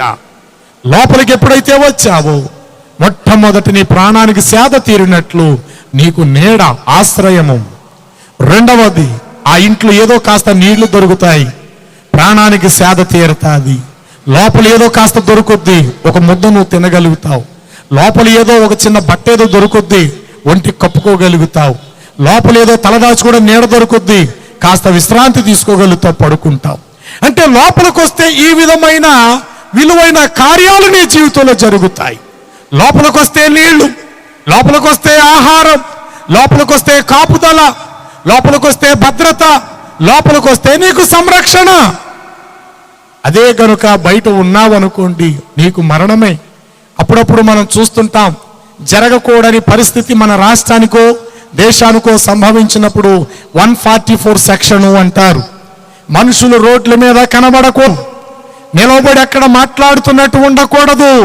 ఇక వారిని అడగరు, ఉన్న పాటున లాఠీ చార్జ్ చేస్తారు. కొన్ని చోట్లయితే వారు షూట్ చేసే అవకాశం కూడా దొరుకుతుంది అన్నమాట. మన మధ్యకాలంలో విజయనగరం జిల్లా అంతా కూడా హడలెత్తిపోయినది. రోడ్ల మీద కనీసం కూరగాయలు కొనుక్కోవడానికి కూడా మనుషులు రాలేక ఎవరి ఇళ్లలో వాళ్ళు ఉన్నారు. ఎవరి ఇళ్లలో వారు ఉన్నారో కనీసం నీళ్లు త్రాగిన వారు బ్రతికే ఉంటారు. అదే ఒకవేళ బయటకు వస్తే ఏ క్షణములు ఏ ప్రమాదం పుంచుకొస్తుందో ఎవరికి తెలియదు. కారణం ఏంటో తెలుసా? బయట ఏముందంటున్నాడు? సింహం ఉంది. కాబట్టి దేవుడు పిలుస్తున్నాడు ప్రేమతో, ఏమనంటే లోపలికి రమ్ము. ఈ రాత్రి సహోదరి సహోదరుడా, నిజదేవుని సత్యవాక్యాన్ని వింటున్న నిన్ను నీవు ఆత్మీయ జీవితం అంచనా వేసుకో. నిజానికి నీ ఇంట్లో ఎంతమంది లోపలికి వచ్చారు అనగా ప్రభువులోనికి, ప్రభుని యేసులోనికి, ప్రభుని యేసు క్రీస్తు అను రక్షణలోనికి నీ కుటుంబంలో ఎంతమంది వచ్చారు? ఇంకా రక్షణ పొందకుండా కేవలం కానుకలు మాత్రం ఇస్తూ, కేవలం బైబిల్ చదువుతూ, భక్తి మాత్రమే చేస్తూ క్రీస్తు యొక్క రక్షణ అనుభవం లోపలికి రాలేని వ్యక్తిగా ఉన్నావేమో. నీ భక్తి వృధా, నీ జీవితం నిష్ఫలము. ఈ రాత్రి నువ్వు ఆలోచన చేయి. ఇంకా నువ్వు బయటే ఉన్నావు అనగా రక్షణ లేకుండా, ఇంకా బయటే నువ్వు తిరుగుతున్నావు రక్షణ లేకుండా. ఏ క్షణాన సింహం నీ వైపు చూస్తాదో అది నీకు తెలవదు. అది నిద్రపోతుంది అనుకుంటున్నావు, హఠాత్తుగా ఉన్న పాటున అది నీ మీదకి వచ్చి పడతాది. నువ్వు లోపల ఉన్న వ్యక్తివైతే, ఆత్మీయంగా బలం పొందుకున్న వ్యక్తివే అయితే, ఎప్పుడైనా ఒకవేళ సింహం నీ మీద దాడి చేసే పరిస్థితే గనుక ఎదురైతే, దేవుని ఆత్మ అభిషేకం అనే రక్షణ పొందినవైతే, సంసోను సింహాన్ని చీల్చినట్లు నీవు కూడా మరణాన్ని దాటగలుగుతావు. అందరూ చప్పడు స్తోత్రం చెల్లిద్దారు. ఆ అభిషేకం సంసోను మీద ఉన్నది కాబట్టి అతడు కోదమ సింహమును చీల్చివేసెను. దావీదు సింహము నోటి నుండి గొర్రె పిల్లను తప్పించెను. దేవుని ఆత్మాభిషేకం ఉంది, వారు మరణము నుండి తప్పించబడ్డారు. మరణం అనే సింహము నుండి వారు కాపాడబడ్డారు, విమోచించబడ్డారు, తప్పించబడ్డారు. ఈ రాత్రి నువ్వు ఆలోచన చేయి, నీ కుటుంబం ఎక్కడుంది? యెహోవా చేత ఆశీర్వదించబడిన వాడా, లోపలికి రమ్ము. రెండో మాట నేను మీకు పరిచయం చేస్తున్నాను, రండి. దేవుని యొక్క వాక్య భాగము మత్తయి సువార్త 25వ అధ్యాయము 9-12 వచనాలు. మత్తయి సువార్త 25వ అధ్యాయము. అందుకు బుద్ధిగల కన్యకలు మాకును మీకును చాలదేమో, ఈ నూనె చాలదు, మీరు అమ్మవారి యొద్దకు పోయి కొనుక్కొని రండి అని చెప్పాను. వారు అనుభవించుండగా పెండ్లి కుమారుడు వచ్చేసాడు. అప్పుడు సిద్ధపడిన వారు అతనితో కూడా పెండ్లి విందుకు లోపలకు వెళ్ళిరి. అంతట ద్వారములు మూయబడెను. ఆ తరువాత కన్యకులు వచ్చి అయ్యా మాకు తలుపు తీయుము అని అడుగగా అతడు మిమ్మును నేను అన్నడు ఎరగను, నీతో నిశ్చయముగా చెప్పుచున్నాను. రెండవ సందర్భం మీకు చెప్తున్నాను. ఒకటి, పెద్ద కుమారుడు. ఎందుకు వాడు లోపలికి రాలేదంటే కారణం చెప్తాను. వాడు పొలములో ఉండెను. చిన్న కుమారుడు ఇంటికి వచ్చేసరికి అన్నగారు ఎక్కడుంటే వాడు పొలము నుండి వచ్చి ఇంటికాడ అడిగాడు, ఏమిటి ఇంట్లో అడావుడి? నీ తమ్ముడు వచ్చాడు నాయనా. అయితే వాడికి ఇష్టం లేదు. కొందరు జీవితాల్లో ఎదటి వ్యక్తి బాగుపడటం కొంతమంది సహించలేని స్థితిలో ఉంటారు. కళ్ళ ముందు ఒక వ్యక్తికి దేవుడు రక్షణ కార్యాన్ని జరిగిస్తే ఎప్పటి నుండో ఉన్న సీనియర్లు వాళ్ళు అనుకుంటారు, నిన్నగాక మొన్నొచ్చి ఎంతగా ఎదిగిపోతున్నారో దేవుళ్ళలోకి, ఎంతగా ఫలించేస్తారని చెప్పి కొంతమంది అసూయ పడతారు. దాదాపు పెద్ద కుమారుడిలో కూడా అలాంటి స్వభావం ఉంది. నువ్వు పెద్ద కుమారుడవు, దేవుని పోలిక గల వ్యక్తివి. నీ కళ్ళ ముందు చిన్నవారు తప్పు చేశాడేమో, ఇంటికి వచ్చాడు, పెద్ద మనసుతో ఒక తండ్రిగా ఆ స్థానంలో నువ్వే నిలబడి, నాన్న తమ్ముడు వచ్చాడు ఏం చేద్దాం అన్నప్పుడు తండ్రి అంటాడు, ఏం చేద్దాం అంటే ఏంట్రా పెద్దోడా, వాడిని లోపలికి రప్పిద్దాం. సరే నాన్న, రే నాన్న నిన్ను లోపల రమ్మంటున్నాడు రా అన్న స్థానంలో వాడు నిలబడి చెప్పాలి. కానీ తమ్ముడు రావటం వాడికి ఎందుకో ఇష్టం లేదు. ఒకడు బాగుపడటం సహించలేని మనస్సు. ఎందుకంటే వాడు పొలంలో ఉన్నాడు. వాడు అనగా లోకములో ఉన్న వారికి ఎందుకో కానీ ఆధ్యాత్మిక విషయాలు ఇష్టం ఉండవు. ఇప్పుడు ఈ వాక్యం చెప్తుంటే కొంతమంది అనుకుంటారు, ఏమిటి గోల, ఏమిటి కేకలు, ఈ అరుపులేంట్రా అని అంటారు. కొంతమందికి దేవుని వాక్యం రుచించిన వారు కనుక బుద్ధిమంతుల్లా వచ్చి ఇంత సమయం హెచ్చించబడుతున్నా వాక్యాన్ని ఆశతో వింటూ ఉన్నారు. మరి కొంతమందికి ఎందుకు లేదా మనసు అంటే వారు ఇంకనూ పొలం అనేటువంటి లోకములో ఉన్నారు. పొలం అనగా లోకం, లోకములో ఉన్నదంతా శరీరాశ, నేత్రాశ, జీవపు డంబం. లోకములో సాలక మరణం, మృత్యు అనే సింహము తిరుగుతుంది. కాబట్టి దేవుడు పిలిచాడు లోపలికి రమ్మని. కానీ వాడు లోపలికి రాలేదు. సరికదా బయట నుండే వాడు బయటికి ఇంకా తండ్రికి దూరం అయిపోయాడు. రెండవ అంశం చెప్తున్నాను. 10 మంది కన్యకలు, పెండ్లు కుమారుడు వస్తాడని చెప్పేసి అందులో పెండ్లు కుమార్తె ఒక్కరిదే ఉంటుంది. యూదుల యొక్క సాంప్రదాయం ఎలాంటిదంటే, యూదుడు ఎవడైనా ఒక బీదరాలైనటువంటి యవనస్తురాలను చూసి ఆ ఇంటి తండ్రికి మొదట కౌరంపిస్తాడు. మధ్యవర్తులు వస్తారు, సంబంధం చూస్తారు. మీ అమ్మాయిని పలానా బావి దగ్గర నీళ్లు పడుతుంటుండగా మా జమీందారు గారు అబ్బాయి చూశారట. మా జమీందారు గారు అబ్బాయి జమీందారు గారితో మాట్లాడారు. మా పెద్దయ్య గారు అయినటువంటి జమీందారు గారు మమ్మల్ని పంపించారు, మీ అమ్మాయిని ఇష్టపడతారన్నారట అని. ఆ మాటకు అవతల వ్యక్తి నిరుపేదవాడై ఉండి, అయ్యి బాబోయ్ ఇంత పెద్ద సంబంధం నా కూతురుకు వస్తుందా ఏంటి, నేను చిన్నవాడిని, అంత పెద్ద జమీందారు గారు అబ్బాయి నా కూతురుని పెళ్లి చేసుకోబోతున్నారా అని చెప్పి కూతురుతో తన తండ్రి చెప్పి, అమ్మా నేను పెళ్లి చేసుకోవడానికి పలానా జమీందారు గారు అబ్బాయి ఇష్టపడుతున్నారమ్మా అని అంటే, అందుకు ఆ కుమార్తె అంగీకరించి, నాన్నగారు మీరు చెప్పినట్లు ఆయన నేను పెళ్లి చేసుకుంటానండి అని అంటేనట వెంటనే కౌరు వెళతాది, అయ్యా మా అమ్మాయిని మీకు ఇవ్వడానికి రెడీ అని. అయితే యువతల అమ్మాయి తరపున అంటాడట ఆ యొక్క పెండ్లి కుమారుడితో, బాబుగారు మీరు ఎప్పుడు వస్తారో, మరి పెళ్లి రోజు ఎప్పుడో, మరి ఏ రోజు అమ్మాయిని మీరు తీసుకొని వెళ్తారో మరి ఒక మాట చెప్పండి అని అంటాడట. ఆ మాటకి అవతల వ్యక్తి అంటాడట, చూడు నీ దగ్గర దమ్ముడి అడగట్లేదు, కట్నం తీసుకుంటా లేదు, నీ దగ్గర ఏ చిన్న వస్తువు నేను అడగట్లేదు. అయితే ఒకటి, ఎప్పుడు నాకు ఖాళీ అవుతాదో అప్పుడు నేను వస్తాను అన్నట్టు నీ కూతురును మాత్రము రెడీగా ఉండు, వివాహం ఆడి తీసుకెళ్తాను అని. మరలా అంటాడట, బాబు అది ఏ నెలలో ఒక మాట చెప్పండి, జనవరిలో వస్తారా, ఫిబ్రవరిలో వస్తారా, మార్చిలో వస్తారా అంటే ఆయన కోప్పడుతూ అంటట, సమయం నేను చెప్పను, నేను వస్తాను తీసుకెళ్తానని.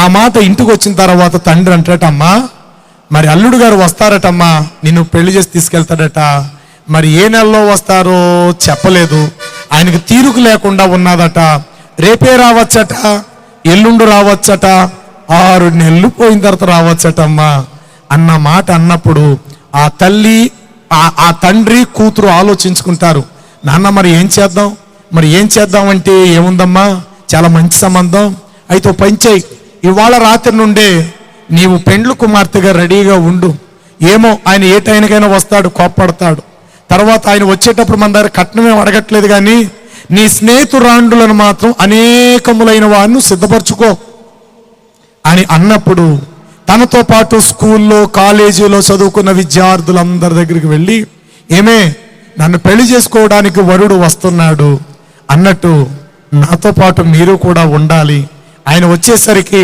నా వెనకాతల ఇంతమంది ఉన్నారు అని ఆయన అనుకొని సంతోషపడాలి అన్నట్టు నన్ను చూడక మునిపే నాతో పాటు మీరు సమానమైన అందముగా ఉండటాన్ని బట్టి ఇందులో ఎవరు నిజంగా పెండ్లి కుమార్తె కూడా తెలుసుకోలేనంత సౌందర్యంగా నాతో పాటు కూడా మీరు సమానంగా ఉండాలి అని అంటూ తన స్నేహితురాండ్రులందరినీ తన ఇంట్లో చేర్చుకొని సిద్ధపరచుకుంటుంది. వాళ్ళకి కావలసిన ఫుడ్, బెడ్ ఇవన్నీ కూడా ఆ ఇంట్లో తండ్రే చూసుకోవాలి. ఏ సమయానికి వస్తాడో తెలియదు, మాట వరుసకు కౌరంపిస్తాడట, రేపు రాత్రి వస్తున్నాడో అని. వీళ్ళ మెలకుగా ఉండాలి, రేపు రాత్రి రాడైనా. మరుసటి రోజు అంటారు, ఇదేంటి నేను వస్తానన్నాడు రాలేదండి అని. వస్తానయ్యా నాకు తిరుగులేదు, ఎల్లుండి వస్తాను అంటాడట. మళ్ళీ ఎల్లుండి రెడీగా ఉంటారట, ఎల్లుండి కూడా రాడు. అయితే నేను వచ్చే వరకు నా మీద వీళ్ళకి ఎంత మక్కువ ఉన్నదో, కనీసం నేను వచ్చే సమయానికి వీళ్ళు మెలకుగా ఉంటారో ఉండరో అని పరీక్షించుట కొరకు ఆ పెండ్లి కుమారుడు హఠాత్తుగా వస్తాడట. అది సందర్భం. అయితే పెండ్లి కుమార్తె తనతో పాటు పెండ్లి కుమార్తె తనతో పాటు 10 మంది కన్యకలను తనతో పాటు సిద్ధపరచుకుంది. ఈ 10 మంది కన్యకల్లో 5 బుద్ధి గలవారు, 5 బుద్ధి లేనివారు. అంటే నిర్లక్ష్యం. మొన్న వస్తున్నాడు వచ్చేడేంటి, నిన్న వస్తున్నాడు వచ్చేడేంటి, వచ్చినప్పుడు సంగతి కదా, అప్పుడు మార్కెట్లోకి వెళ్ళి నూనె కొనుక్కుంటాంలే అని నిర్లక్ష్య. మిగతా 5 ఎలాంటి వారు ఉంటే, వద్దే బాబా మాట అనొద్దు, విలువైన సంబంధం మళ్ళీ పోగొట్టుకోవద్దు, ఎప్పుడు వస్తాడు ఏంటో, ఆయన వచ్చే సమయానికి మనము కాస్త నూనెను సిద్ధపరచుకుందాం అని చెప్పి 10 మంది కన్యకులు నూనె సిద్ధపరచుకున్నారు. అయితే 10 మందిలో 5 మాత్రము తమ సిద్ధెలతో పాటు, దివిటీలతో పాటు సిద్ధెలతో పాటు నూనెను ఎగస్ట్రాగా తీసుకొని వెళ్ళి తమ ఇళ్లలో ఉంచుకున్నారు, తమ ఇంటిలో, లేకపోతే పెండ్లి కుమార్తె ఇంట్లో ఉంచారు. ఈ బుద్ధి లేని కన్యకలకు దివిటీలే ఉన్నాయి తప్ప స్టోర్ చేసుకోవటానికి ఎగస్ట్రా సిద్ధెలు లేవు. సిద్ధెలు ఉన్నాయి కానీ సిద్ధెలలో నూనె ఎగస్ట్రా వారికి లేదు. కానీ ఈలోగా పెండ్లి కుమారుడు హఠాత్తుగా ఉరిమినట్లు వచ్చేసాడు. అందరూ అనుకున్నారు మొన్న వస్తున్నాడు, అంతకుముందు వస్తున్నాడు, గత నెలలో వస్తున్నాడు, ఇప్పుడు కూడా వచ్చి ఉండడలే అని అనుకున్నారు. శబ్దాలు మ్రోగుతున్నాయి, బోరధ్వనులు ధ్వనించబడుతున్నాయి, రథాలు శబ్దాలు వినబడుతున్నాయి. బయట వాకిల్లో ఉన్నవారు కంగారు పడ్డారు, లోపల గుమ్మలో ఉన్న వాళ్ళు కంగారు పడ్డారు, లోపల అంతఃపురము లోపల గదిలో ఉన్నవాళ్ళు కంగారు పడ్డారు. లోగా తలుపులు తెరవబడ్డాయి, గబగబా దివిటీలు వెలిగిస్తున్నారు. ఆ పెండ్లి కుమారుడు రథము దిగాడు, గబగబ లోపల నడుచుకుంటూ వచ్చేస్తున్నాడు. 5 కన్యకులు మాత్రము దివిటీలు వెలిగించుకొని పెండ్లి కుమార్తెను మధ్యలో పెట్టుకొని దివిటీలు చేత్తో పట్టుకొని నిలబడ్డారు. ఈ పెండ్లి కుమారుడు చూస్తుంటుండగానే 5 కన్యకలు గబగబ మెట్లు దిగి ఆ రాత్రి వేళ ఎక్కడైనా నూనె అమ్ముతారేమోనని కొనుక్కోవడానికి వెళ్ళారట. వారు వెళ్ళి తలుపులు తట్టారు. బాబు కిరాణా కొట్టువాడా, ఓ నూనె షావుకారు, ఇదిగో మాకు ఒక 2 లీటర్లు కావాలి నూనె. అవతల వాడు అంటున్నట, నేను నా పిల్లలతో నిద్రపోతూ ఉన్నాను, ఇంత అర్ధరాత్రి వేళ వచ్చి నూనె అడుగుతారేటి, నా దగ్గర ఏ నూనె లేదు అంటున్నాడు. మరలా ఇంకో కిరాణా షాప్ దగ్గరికి వెళ్ళి అడిగారు, మాకు నూనె కావాలని. ఎలాగైతేనో మొత్తం మీద తెచ్చుకున్నారు, డ్యూటీలు వెలిగించుకున్నారు. ఈలోగా జరిగిన విషయం ఏమిటంటే పెండ్లి కుమారుడు వచ్చేసి సిద్ధంగా ఉన్న 5 కన్యకలతో పాటు పెండ్లి కుమార్తెను వెంట పెట్టుకొని లోపలకు తీసుకెళ్లి తలుపు మూసేశాడు. ఈలోగా దివిటీలు వెలిగించుకొని వచ్చిన వారు అంటున్నారట, అయ్యా అయ్యా అయ్యా మాకు తలుపు తీమో, ఇప్పుడే మా కాగడాలు మా దీపాలు మేము వెలిగించుకున్నాం, సౌరు పోసుకున్నాం, నూనె పోసుకున్నాం, రక్షణలో ఇప్పుడు స్థిరపరచబడ్డాం, ఇప్పుడే వాక్య అనుభవం మేము ప్రకాశిస్తున్నాం, మాకు తలుపు తీయండి అయ్యా అన్నారట. మీరెవరో నాకు తెలియదు, మీరు బయటే ఉండండి, లోపలకు వచ్చేంత అవకాశం మీకు ఇంకా లేదు అన్నాడు.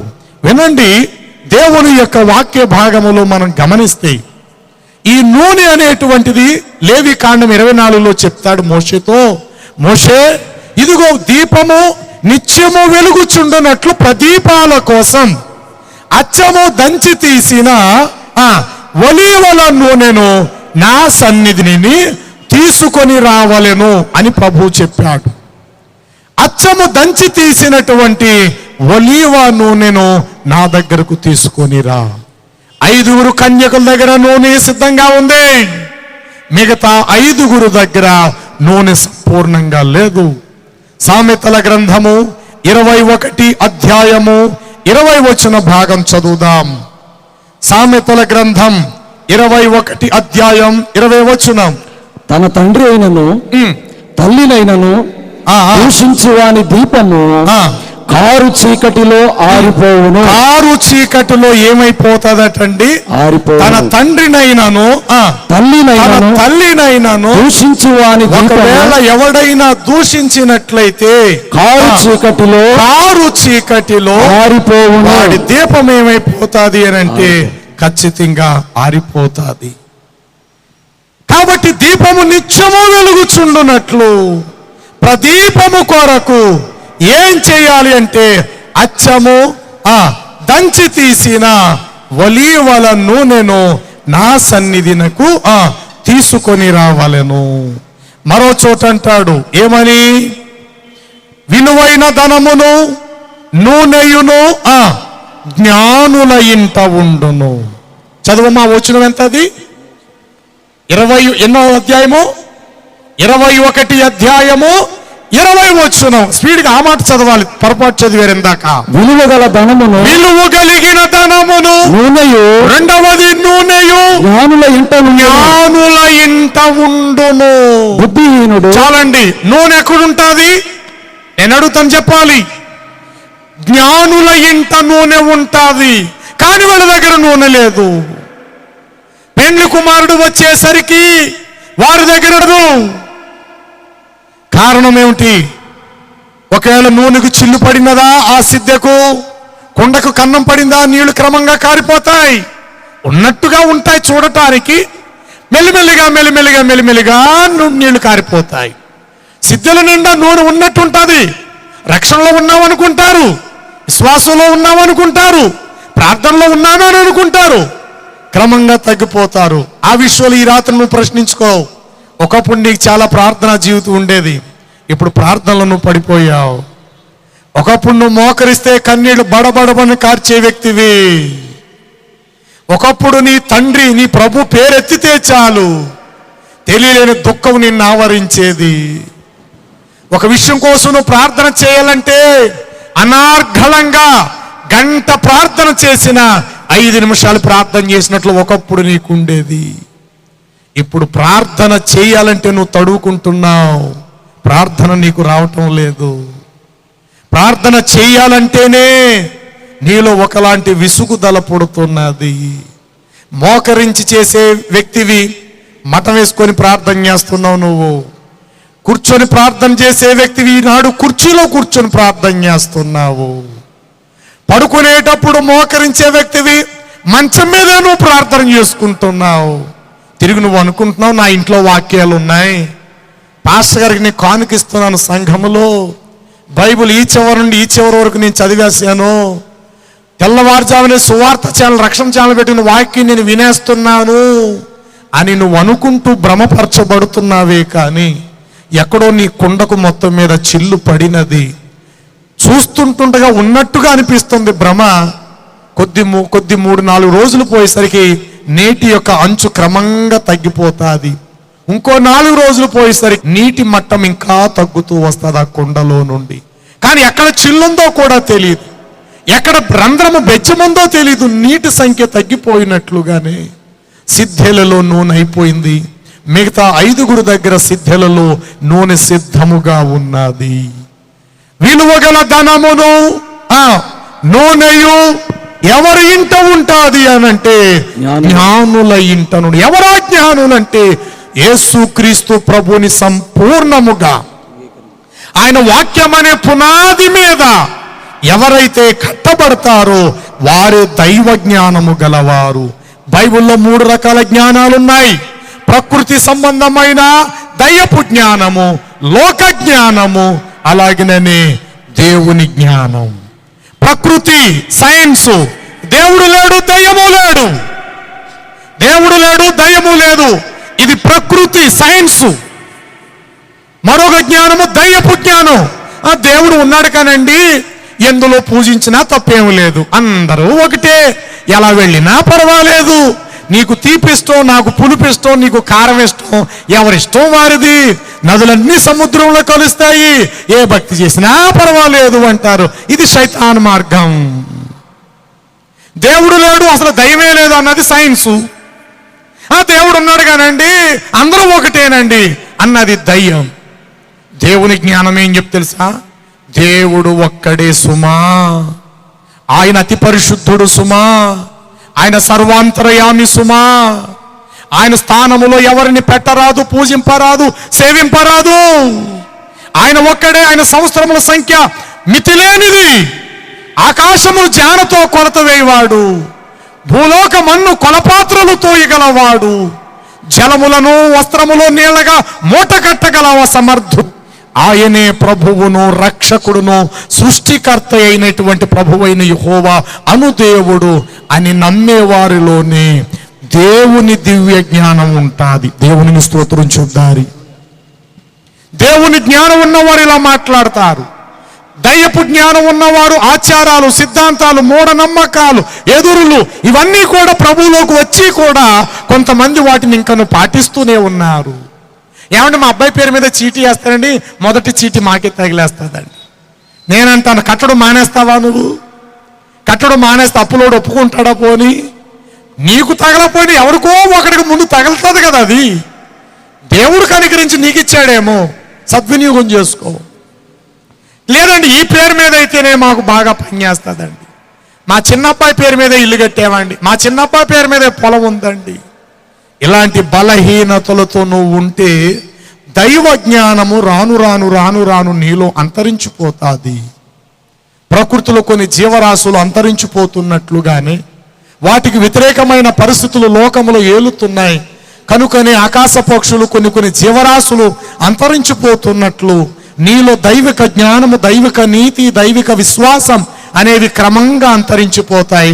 కుండకు చిల్లు పడితే తెలియలేని రీతిలో శబ్దం లేకుండా నీళ్లు బయటకు వచ్చేసినట్లుగానే వాక్యము నీలో కొదువైపోతాది.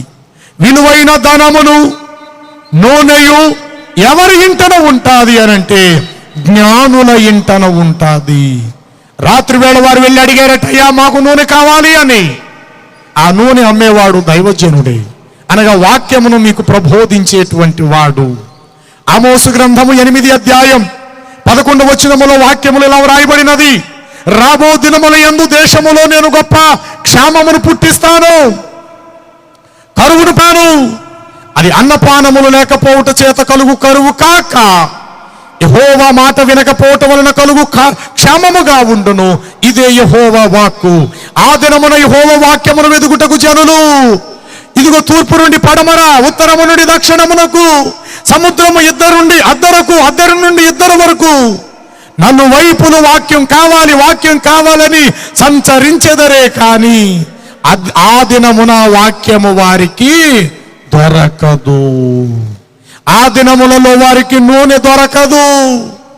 రాత్రి వేళ తడువుకోవాలి, అయ్యా పాస్టర్ గారు మీరు పలానా సెంటర్లో వాక్యం చెప్పేవారట కదా, మాకేమైనా వాక్యం చెప్పండి. ఆ దినములలో విశ్వాసులను నేను కనుగొందునా. వాక్యం మూతబడతాది, సంఘాలు కాల్చేసే రోజులు వస్తాయి, సేవకులు రాను రాను చంపబడతారు. ఈ మాటలు బైబిల్లో దేవుడు ఎప్పుడో చెప్పాడు. క్రైస్తవులకు హింసలు వస్తాయి, ఇంకా ఘోరమైన పరిస్థితులు రేగుతాయి. ఆ దినములలో నేను విశ్వాసులను కనుగొందునా. రాబోయే రోజులలో ప్రియులారా వాక్యం కావాలని పరుగులెడతారటండి. ఇప్పుడు ప్రజలకు ఎలా ఉన్నదంటే వాక్యము కడుపు నిండా మింగేస్తున్నారు. అమ్మ ప్రార్థనకు రావటం లేదారా తల్లి ఆదివారం మాటలంటే, ఎందుకండి టీవీ ఛానల్లో చూసేసాం కదండి, అందుకే ఈ వారం మేము రావట్లేదండి, నేను నా భర్త కలిపి ఊరు వెళ్తున్నామండి. మరి ప్రార్థనకు రారమ్మా, లేదండి సువార్త ఛానల్లో పలానా అయ్యగారు వాక్యం చెప్పారు, మరి ఆశీర్వాదం ఆ అయ్యగారు ఇచ్చేసారండి తీసేసుకున్నామండి అంటున్నారు. ఇంకా రాబోయే రోజుల్లో ఏం జరుగుతుందంటే బల్లారదనికి కూడా రారు, రొట్టె విరవటానికి తీసుకోవడానికి కూడా రారు. ఇదేంటమ్మా పోయిన ఆదివారం ప్రార్థనకి వెళ్ళారు బాగానే ఉంది, మరి ఆదివారం ప్రభు సంస్కారం ప్రభు శరీరం రొట్టి తినే రోజు కదా రారంటే, లేదయ్య గారు ఇంట్లో మేము వండుకు తినేసామండి అంటారు. ఇంట్లో నువ్వు వండు తినేసావా, ఎవడు పెట్టాడు నీకు అంటే, అదే అయ్య గారు తెల్లవారుజాము వాక్యం వస్తుంది కదా టీవీలో, అయ్యగారు ఒక రొట్టె టీవీలో చూపించాడు మాకు, అమ్మ గోధుమ పిండి తెచ్చుకో అన్నాడు, నేను గోధుమ పిండిని కలిపాను, పెనం మీద ఎట్టు కాల్చుకున్నాడు, టీవీ చూస్తా పెనం మీద కాల్ చేసుకున్నాను, మీ ఇంట్లో అందరూ కూర్చోండి అన్నాడు, మేము అందరం కూర్చున్నాం, మోకాళ్ళు వేయండి అన్నాడు, మోకాళ్ళు వేసాం, మీ ఇంట్లో ఎవరు పెద్దోళ్ళు వాళ్ళు రొట్టె చేతితో పట్టుకోమన్నాడు, మరి మా ఇంట్లో మా ఆయనే పెద్దోడు కాబట్టి మా ఆయన చేతికి రొట్టె ఇచ్చాను, అందరూ కళ్ళు మూసుకొని నేను రొట్టె విరిస్తే మీరు కూడా రొట్టె విరుచుకు తినేయండి అన్నాడు, మేము అందరం రొట్టె విరుచుకొని తినేసామయ్య గారు, కాబట్టి ఇంట్లో బల్లారాధన అయిపోయిందండి అంటారు. అంతటి దౌర్భాగ్య స్థితికి రాను రాను రాను రాను రాను రాను ఈ సమాజం వెళ్ళిపోతుంది. భక్తిలో పెరిగేది లేదు, భక్తిలో రాను రాను ప్రజలు అంతరించిపోతున్నారు. నువ్వు అనుకున్న టీవీ ఛానల్ చూసి నేనేదో పెద్ద బాగుపడిపోతున్నాను నువ్వు అనుకుంటున్నావేమో. నా భక్తి గర్వం పెరుగుద్ది నీకు అంతే. నువ్వు వాక్యం వినవు, ఆ అమ్మ చెవులీలకి ఏం పెట్టింది, ఈ అమ్మ చెవులీలకి ఏం పెడుతుంది, ఆ అయ్య సూట్ వేసుకున్నాడు, ఈ అయ్య ఏం వేసుకున్నాడు, ఆయన కుడి చేతికి గొలుసుడు పెట్టాడు మండా గొలుసు, ఈయనేం పెట్టాడు, ఆయన సూట్ ఇంత ఖరీదు ఉంటుంది, ఈ అమ్మగారు ఏం పువ్వులు పెట్టింది, ఇవి మాత్రం మీరు చూడడానికి తెల్లారితే టీవీ దగ్గర 100% మీరు కూర్చుంటారు, ఇందులో అనుమానం లేదు. నా మాటలు అర్థమవుతున్నాయా? వాక్యం కావాలన్న వ్యక్తివి అయితే అందరికంటే పెందల కాడ నువ్వు వెళ్ళే నీ సంఘాన్ని ప్రేమించి నీ సంఘములో నీ సేవకుని యొద్దకు వెళ్ళి మోకరించి నీ దైవజనుడి ద్వారా చెప్పే వాక్యాన్ని నిండు మనసుతో విని నీ కుటుంబ సమేతంతో ఆశీర్వాదంతో వస్తారు. అది క్రమం. సేవకుడికే చెప్పేవారుగాను సంఘానికే హితబోధ చేసేవారుగా దయచేసి నువ్వు ఎప్పటికీ ఉండద్దు. రాను రాను నీ దీపం ఆరిపోతుంది, నీ సిద్ధులలో ఉన్న నూనె అయిపోతుంది. వాళ్ళకైతే దొరికింది, అర్ధరాత్రి వేడి తలుపు కొడితే ఎవడో నాలాంటోడు ఎవడో వాక్యమైన నూనె పంచి ఇచ్చాడు, ఇదిగో తీసుకొని వెళ్ళండి 2 కేజీల నూనె అని ఇచ్చాడేమో. కానీ రాబోయే రోజులు ఎవరి యొద్దకు వెళ్ళి తలుపు తట్టినా ఎవడో నీకు తలుపు తెరవడు, ఎవడో కూడా నువ్వు నేనే రక్షణలు వాక్యములు నేను ఎవడు పెంచడు, అంతరించబడతాది, తలుపు వేయబడతాది. ఈలోగా నువ్వు లోపలికి రావటానికి ప్రయత్నం చేస్తావు, కానీ నువ్వెక్కడుంటావో తెలుసా? బయటే నిలిచిపోతావు. నువ్వు లోపలికి రాలేవు. పెండ్లి కుమారుడు వచ్చాడు, తలుపు వేసేశాడు, తనకిష్టులైన వారిని తీసుకుని లోపలికి వెళ్ళాడు, మిగతా వారిని బయటే ఉంచి తలుపు వేసేశాడు. అయితే ప్రభు అంటాడు, ఆ తలుపు వేయక ముందే ఆయన అంటున్నాడు, యెహోవా చేత ఆశీర్వదించబడిన వారులారా లోపలకు రండి. ఇంకొక మాట చెప్పి నేను ముగిస్తా. 22వ అధ్యాయము మత్తయి సువార్త 11వ వచన భాగం. 22వ అధ్యాయం మత్తయి సువార్త 11వ వచన భాగం. రాజు కూర్చున్న వారిని, లోపలకు వచ్చి కూర్చున్న వారిని లోపలికి వచ్చి చూడగా అక్కడ పెండ్లి వస్త్రము ధరించుకొనలేని ఒకనిని చూచి స్నేహితుడా పెండ్లి వస్త్రము లేకుండా ఇక్కడికి ఈ లోపలకు నువ్వు ఎలా వచ్చావు అని అడుగగా వారు మౌనయ్యి ఉండెను. అంతట రాజు వీని కాళ్ళు చేతులు కట్టేసి వెలుపటికి అనగా బయటకు తీసుకెళ్లి పారవేయండి, మరణములో పారవేయండి, పాతాళములో పారేయండి, అగ్నిగుండములో పారేయండి. అక్కడ ఏడ్పును పండ్లు కొరుకుటయు ఉండునని మీతో చెప్పుచున్నాను. లోపలనగా పరలోకం, బయట అనగా మృత్యు, మరణం, పాతాళం, నరకము అని అర్థం. బుద్ధి గల 5 కన్యకలు లోపలే ఉన్నారు. బుద్ధి లేని వారి దగ్గర సీమోనే లేదు, కాబట్టి వారు బయటకు త్రోసివేయబడ్డారు. ఇక్కడ రాయబడిన అధ్యాయం సందర్భం ఏమిటో తెలుసా? ఒక రాజకుమారునికి వివాహం. మంత్రులను, సామంత రాజులను, ప్రధానులను అందరిని పిలిచి మీటింగ్ పెట్టాడు. చూడండి, రాబోయే పలానా రోజు నా పెళ్లి, ఊళ్ళో అందరూ కూడా పెళ్లి వస్త్రాలు కట్టుకొని రావాలి. మంత్రి నువ్వు కుడి తట్టు, ఓ మంత్రి నువ్వు ఎడం తట్టుకు వెళ్ళు. ప్రతి ఇంటికి వెళ్ళండి, ఇంట్లో ఎంతమంది ఉంటారో కనుక్కోండి. పురుషులు ఎంతమంది, స్త్రీలు ఎంతమంది, వృద్ధులు ఎంతమంది, చిన్నవాళ్ళు పెద్దవాళ్ళు, వారికి కావలసిన పెండ్లి వస్త్రాలు ఇవ్వండి. ఒక్కడైనాను పెండ్లి బట్ట లేకుండా నా అంతఃపురము లోపలికి పెండ్లి విందులోకి రాకూడదు సుమా, ఖబర్దార్ వెళ్ళండి అన్నాడు. మంత్రులు వెళ్ళారు. అమ్మా మీ ఇంట్లో ఎంతమంది? 12 మంది. ఆడవాళ్ళంతా మగవాళ్ళంతా 6 ఆడ 6 మగవాళ్ళు. ఇదిగో 12 వస్త్రాలు, పలానా రోజు పెళ్లివి, ఈ పెండ్లి వస్త్రాలు కట్టుకొని మీరందరు రావాలి. ఇంకో ఇంటికి వెళ్ళారు. అయ్యా మీ ఇంట్లో ఎంతమంది? 8 ఇదిగో మీ 8 పెళ్లి వస్త్రాలు, పలానా రోజు పెళ్లి, భోజనానికి మీరు రండి. రాజు ఏ వస్త్రాలు ధరించాడు అలాంటి ఖరీదైన వస్త్రాలు మీకు కూడా ఇచ్చాడు ఆ మహారాజు, ధరించుకొని రండి అన్నాడు. అందరికి వస్త్రాలు పంచిపెట్టారు. మంత్రుల్ని, సామంత రాజులను అడిగాడు యువరాజు, అందరికి ఇచ్చారా? అందరికి ఇచ్చాం. ఏ ఒక్క ఇంటికి కొదువు చేయలేదు కదా? లేదు అయ్యా, ఆఖరి కడుపులో ఉన్న బిడ్డ కూడా మేము వస్త్రాలు ఇచ్చి వచ్చేసామయ్యా అన్నారు. శబాష్, మంచిది అన్నాడు. ఒకనా రోజు పెండ్లి జరగైంది, పెండ్లి విందు ఏర్పాటు చేశాడు. అందరూ రాజుగారిచ్చిన పెండ్లి వస్త్రాలే అంటే 6 నెలలు ముందుగానే చేశాడు. ఆ వస్త్రాలు దాచుకొని ఆ పెండ్లి సమయానికి బయటికి తీసి వాటిని ధరించుకొని అంతఃపురములోకి వచ్చి అందరూ కూర్చున్నారు. ఒక పనికి మాలిన వాడు ఎప్పుడో 6 ఇచ్చాడు కదా, ఈయన నన్ను చూతాడేంటి ఇప్పుడు, ఈయన ఎప్పుడో 7 నెలల క్రితం ఇచ్చాడు. అందరిలో నేనేమో గుర్తుంటాను ఆయనకి ఏంటి? అందరు దేవదూతల్లో ఉంటే నేను ఒక్కడనే కదా, నన్ను చూసేసరికి పక్కన తప్పించుకుని వెళ్ళిపోవచ్చులే అనే తెలివితేటలతో వీడు వచ్చి పెండ్లి వస్త్రం లేకుండా వచ్చి కూర్చున్నాడు. ఏమండి, పాలల్లో చిన్న మసిపొగ్గు వేస్తే స్పష్టంగా కనబడిపోతుంది. 10,000 కాకుల్లో ఒక పావురము, 10,000 పావురాలలో ఒక కాకి అయినా ప్రత్యేకంగా కనబడుతుంది. పెండ్లి కుమారుడు అందరినీ చూస్తున్నాడు. ఆయన సర్వంతర్యామి, తన యందు భయభక్తులు గల వారి ఎడల ఆయన కనికరములు, ఆయన కనుదృష్టి ఎల్లప్పుడూ మన మీద నుంచుంటుంది. తన యందు యథార్థ హృదయములను బలపరచుటకు యెహోవా కనుదృష్టి లోకమంతటా సంచరిస్తున్నది. యెహోవా కన్నులు చెడ్డవారిని మంచివారిని అవి చూచుచున్నవి. ఈలోగా పెండ్లి కుమారుడు వచ్చి అందరిని చూస్తుంటే ఒక్కొక్కరు లేచి వందనాలు చెప్తున్నారు. అయ్యా ఇదిగో మీరు ఇచ్చిన బట్టలు, ఇదిగో మా బాబు కూడా మీరిచ్చిన బట్టలు, ఇదిగో నా భర్తకే మీరిచ్చిన బట్టలు. అంటే అమ్మా సంతోషం, కూర్చోండి భోంచేశారా? కడుపు నిండా భోంచేసి వెళ్ళండి అంటున్నాడు. ఇలా చూసేసరికి అంతమందిలో ఒకడు పెండ్లి వస్త్రము లేని వాడుగా వచ్చి కూర్చున్నాడు. సీరియస్గా వెళ్ళాడు. వాడిని కూర్చున్నవాడు లేపాడు. మంత్రి అన్నాడు. గబగబా సామంతరాజుల మంత్రులు వచ్చారు అక్కడికి. ఇతని అడ్రస్ ఎక్కడా, ఇతని ఇల్లు ఎక్కడ మీరు కనుక్కున్నారా లేదా, ఇతనికి మీరు ఎందుకు పెండ్లి వస్త్రం ఇవ్వలేదు అని అడిగారు మొదట.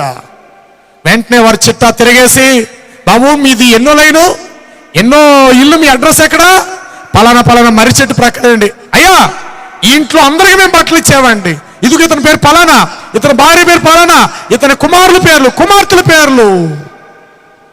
పెండ్లి కుమారుడు అంటున్నాడు, ఎరా ఏది పెండ్లి వస్త్రం, ఏది పెండ్లి వస్త్రం, ఏది నీకు ఇచ్చిన పెండ్లి వస్త్రం అంటే అక్కడ అంటున్నట్టు వాడు మౌని ఆయను అంటే అర్థం ఏంటో తెలుసు. ఆల్రెడీ తీసుకున్నాడు వాడు, ఆల్రెడీ బాప్తిసం పొందాడు, రక్షణ పొందాడు, ప్రభు బలలో పాలు పంపులు పొందుతున్నాడు. కానీ ఆ పెండ్లి వస్త్రాన్ని వాడు తాకట్టు పెట్టేశాడా, అమ్మేశాడా, నిర్లక్ష్యంగా వదిలేశాడా, ఏదో చేశాడు. మొత్తం మీద పెండ్లి వస్త్రం లేని వాడిగా వచ్చి కూర్చున్నాడు. ఆ యజమానుడు వచ్చి వాడిని పైకి లేపాడు. ఏది మా వాడు నీకు ఇవ్వలేదా, పోనీ ఇచ్చిన దాన్ని నువ్వు వేసుకోలేదా, చెప్పాలి నాకు ఇక్కడ అన్నాడు. తన మంత్రులు అన్నారు, అయ్యా వీడికి మేము వస్త్రం ఇచ్చావు నిజంగానే. ఎరా ఇచ్చారా, అవునయ్యా నాకు ఇచ్చారయ్యా. మరి ఎందుకు వేసుకొని రాలేదు, అయ్యా అయ్యా దాన్ని అంటున్నాడు. కథలు చెప్పొద్దు, నిజం చెప్పు, ఏం చేశావు. మౌనం అయిపోయాడట, ఏమి మాట్లాడక. జాగ్రత్త, రేపు పొద్దుట ప్రభువు గుమ్మం దగ్గర నిలవబడి తీర్పు దేవుని యొక్క బిడ్డల యొక్క గుమ్మము యొద్ద నుండే ప్రారంభమవుతాదట. ఎక్కడి నుండో రాదు తీర్పు, దేవుని పిల్లల ఇంటి నుండే అది ఆరంభమవును అని వ్రాయబడినది. ప్రభు నిన్ను అడుగుతాడు అన్నట్టు, నేను నీకు ఇచ్చిన రక్షణ భాగ్యాన్ని ఏం చేశావు. యెషయా గ్రంథము 61 అధ్యాయము 10 వచనములో చదివితే అక్కడ వాక్యములు ఇలా రాయబడి ఉంటుంది. శృంగారమను పాగా ధరించుకున్న పెండ్లి కుమారుని రీతిగాను, ఆభరణములను అలంకరించుకున్న పెండ్లి కుమార్తె రీతిగాను ఆయన రక్షణ వస్త్రమును నాకు ధరింప చేసెను, నీతి అనే తన పై బట్టను నాకు ధరింప చేసెను. అందరూ స్తోత్రం చెప్దాం. ఆయన నీకు నాకు రక్షణ వస్త్రం, ఉల్లాస వస్త్రం, స్తుతి వస్త్రం అనువంటి వస్త్రాన్ని ఆయన నీకు నాకు ఎప్పుడో ఇచ్చేశాడు. నేనంటాను 26 సంవత్సరాలైంది ఆయన నాకు రక్షణ వస్త్రం నాకు ధరింపచేసి. ఒకానా రోజు ఆయన నన్ను కలుసుకునేటప్పుడు ఆ రక్షణ వస్త్రంతో నేను వెళ్ళి ఆయన దగ్గర నిలవబడాలి. ఎప్పుడో ఆయన నాకు ఇచ్చాడు నీతి అనే పైబట్ట, నా మీద పరిచయం 26 ఏళ్ళు అయింది. ఆ నీతి అనే పైబట్ట నన్ను నేను ధరింప చేసుకొని ఆయన న్యాయాధిపతిగా వచ్చి నిలిచినప్పుడు ఆ వస్త్రం ధరించుకొని వెళ్ళి నేను ఆయన దగ్గర నిలబడాలి. సబాష్ నువ్వు లోపలికి వెళ్ళొచ్చు అంటాడు. ఆదాము అవ్వకు దేవుడు ఇచ్చిన ఆ మహిమా వస్త్రాన్ని తొలగించుకున్నారు. తాము దిగంబరులము అని గుర్తించారు. అంజూరు ఆకులము కచ్చడములుగా చేసి వారు సిగ్గు కలిగినందున మొలకు చుట్టుకున్నారు. అంతకు ముందు వారి ఒంటి మీద బట్టలు లేదు కదా, వారికి సిగ్గు లేదా? ఎందుకు వారికి సిగ్గు కలగలేదు అంటే మహిమ వారిని ఆవరించెను, రక్షణ వారిని ఆవరించెను, కృప వారిని ఆవరించి ధరించుకున్నది. మరియతో గబ్రియేలు దూత అంటాది, అమ్మా సర్వోన్నతుని శక్తి నిన్ను కమ్ముకొనును, పరిశుద్ధాత్మ నిన్ను తొడుక్కుంటాది. పరిశుద్ధాత్మ నువ్వు తొడుక్కుంటావు, పరిశుద్ధాత్మను ధరించుకుంటావు. సర్వోన్నతుని శక్తి నిన్ను చుట్టూ కమ్ముకుంటాది. ఏ చెడుకు ఏ దేనికి నువ్వు కనబడవు. ఏ పాపము నీ మీద 9 మాసాలు ఏలుబడి చేయదు. ఆలోచనల్లో గాని, తలంపుల్లో గాని, ఉద్దేశాల్లో గాని ఏ పాప తలంపు, ఏ స్త్రీకి కలిగిన వాంఛ ఈ 9 మాసాలు నీకు కలగకుండా ఒక రక్షణ వస్త్రము కవచము వలె పరిశుద్ధాత్మ నిన్ను తొడుక్కుంటాది. మరియా కాబట్టి పుట్టబోవు శిశువు పరిశుద్ధుడై దేవుని కుమారుడు అనబడును. అది ప్రభు ఇచ్చినటువంటి వస్త్రం. ఆ కారణాన్ని బట్టి మరియలో పాపము లేదు, ఏ పాపము ఆమె చేయలేదు. ఏదేను తోటలో కొంతకాలం వారు అలాగే ఉన్నారు. ఆ తర్వాత వినకూడని మాట విన్నారు, చేయకూడని పని చేశారు. వారి నుండి మహిమ వెడలిపోయినది, రక్షణ వస్త్రము తొలగినది.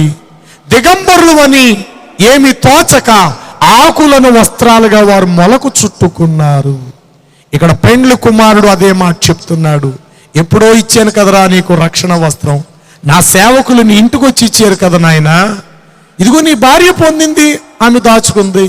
ఇదిగో మీ నాన్నగారు బాప్తిసం పొందాడు, ఆయన దగ్గర రక్షణ వస్త్రం ఉంది, నా సేవకులు ఇచ్చారు, వారు భద్రపరుచుకున్నారు. నువ్వేం చేసావురా అంటే వాడు మౌని ఆయను అని వ్రాయబడినది. అప్పుడు ఏమన్నాడు తెలుసా? వారు ఇంకో పెండ్లి వస్త్రం ఇవ్వండిరా వీడికి అని చెప్పలా. ఏం చేశాడు తెలుసా? వీడి కాళ్ళు చేతులు కట్టేసి ఈ లోపల నుండి వాడిని బయట కనుక వెలుపలకు తీసుకొని పోయి కాళ్ళు చేతులు కట్టి వాడిని ఆరని అగ్నిగుండములో పారవేయండి. బయట అనగా మృత్యువు, బయట అనగా మరణం, బయట అనగా సింహం తిరుగుచున్నది. లోపల విందు, లోపల ఉల్లాసము, లోపల సంతోషం, లోపల భద్రత, లోపల కాపుదల, లోపల నీకు సంరక్షణ. సహోదరుడా, ఆలస్యం చేస్తున్నావా రక్షణ విషయంలో? నువ్వు వెళ్ళే సంఘ సేవకుడు నేను అడుగుతున్నాడు, అమ్మ పోయిన సంవత్సరం బాప్తిజం పొందుతానన్నా, జనవరిలో ఈ సంవత్సరం కూడా పొందలేదు. చూద్దాం పాస్టర్ గారు ఇల్లు కట్టాలి కదా, చూద్దాం పాస్టర్ గారు పాప పెళ్ళి అవ్వాలి కదా, చూద్దాం పాస్టర్ గారు. ఎవరు చెప్తావు నువ్వు చూద్దామని? సేవకుడు చెప్పాలా నువ్వు? చూద్దాం చూద్దాం చూద్దాం. నువ్వు అలాగే అంటుండు, ఏదో రోజు ఒక దేవుడు ఒక చూపు చూస్తా కూడా. కాబట్టి ఇది మిక్కిలి అనుకూల సమయము, ఇది రక్షణ దినము. ఈ రాత్రి దేవుని యొక్క వాక్యం నిన్ను ప్రేమిస్తూ ఉన్నది. ఎవరైతే నీ హద్దులను దాటి, నీ సరిహద్దులు, నీ ఉద్దేశాలు, నీ స్వలాభము వాటిని విడిచిపెట్టి ఒక్కడుగు ముందుకు వేస్తావో నువ్వు లోపలకు వచ్చిన వ్యక్తితో సమానం. యేసు ఎక్కడ మృతి చెందాడో తెలుసా? పట్టణమునకు వెలుపల గవినిలో ఆయన మరణము పొందాను. ఎందుకు? శాపగ్రస్తమైనది ఏది లోపలకు ప్రవేశింపరాదు.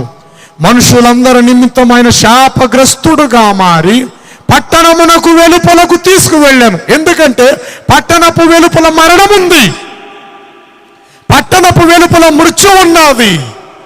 ఆ మృత్యు ఉన్న పట్టణపు వెలుపలలో ఆయన మరణించి, మరణమును జయించి, మరణానికి లోబడిపోయిన నిన్ను నన్ను మరణ బంధకాల్లో నుండి ఇప్పుడు ఆ మహారాజు పట్టణము లోపల చేర్చుకుంటూ ఇలా అంటున్నాడు, నా తండ్రి చేత ఆశీర్వదించబడిన వారులారా లోపలకు ప్రవేశించుడి.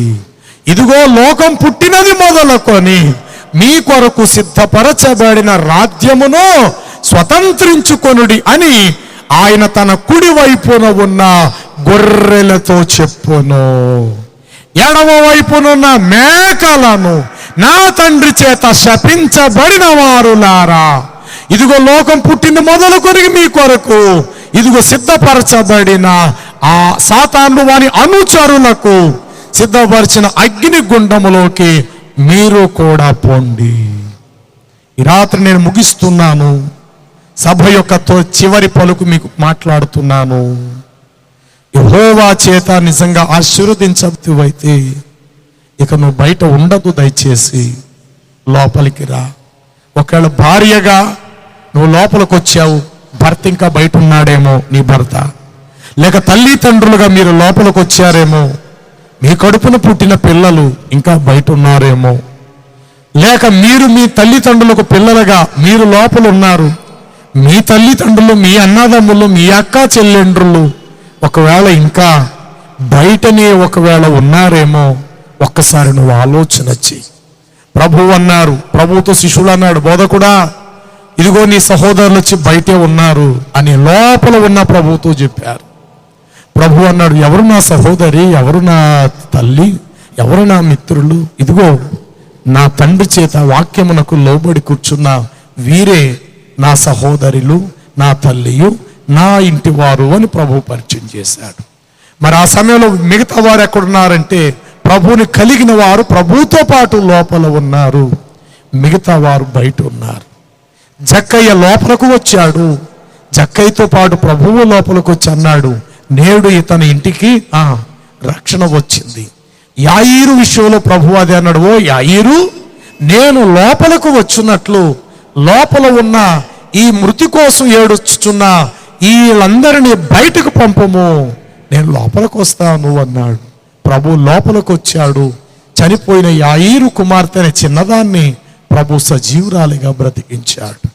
ఈ రాత్రి ప్రభువు అంటూ ఉన్నాడు, ఇదిగో ద్వారము యొద్ద నేను నిలబడి తలుపు తట్టుచున్నాను. నా స్వరాన్ని ఎవడైతే వింటాడో వాడి లోపలకు నేను ప్రవేశించున్నట్లు అతడు తన తలుపును తెరవవలెను. నెంబర్ 1, నువ్వు లోపలికి వచ్చే దానికి ముందు మొదటి నీ హృదయం అనే తలుపు ముందు నువ్వు తెరవాలి. ఈ రాత్రి ప్రభువునకు నువ్వు అవకాశం ఇవ్వి. ప్రభు చేపట్టుకొని నిన్ను తన లోపలకు చేర్చుకుంటాడు. నా యందు మీరు, మీ యందు నా మాటలు నిలిచి ఉన్న ఎడల. కాబట్టి మొదట మీరు దేవుని యొద్దకు రండి, ఆయన మీ యొద్దకు వచ్చును. అనగా దేవుని వాక్యం యొద్దకు ముందు మీరు రండి. దేవుని వాక్యానికి ముందు మీరు లోబడండి. దేవుని వాక్యాన్ని మీ హృదయంలో చేర్చుకోండి. అప్పుడు దేవుడు ఒకానా రోజు పరలోకంలో మిమ్మల్ని చేర్చుకుంటాడు. ఆయన అంటాడు, ఇదిగో నేను వచ్చుచున్నాను, త్వరగా నా యొద్ద ఉండుటకు మిమ్మలను నా యొద్దకు ఉండునట్లు మిమ్మల్ని తీసుకొని వెళ్ళిపోతాను.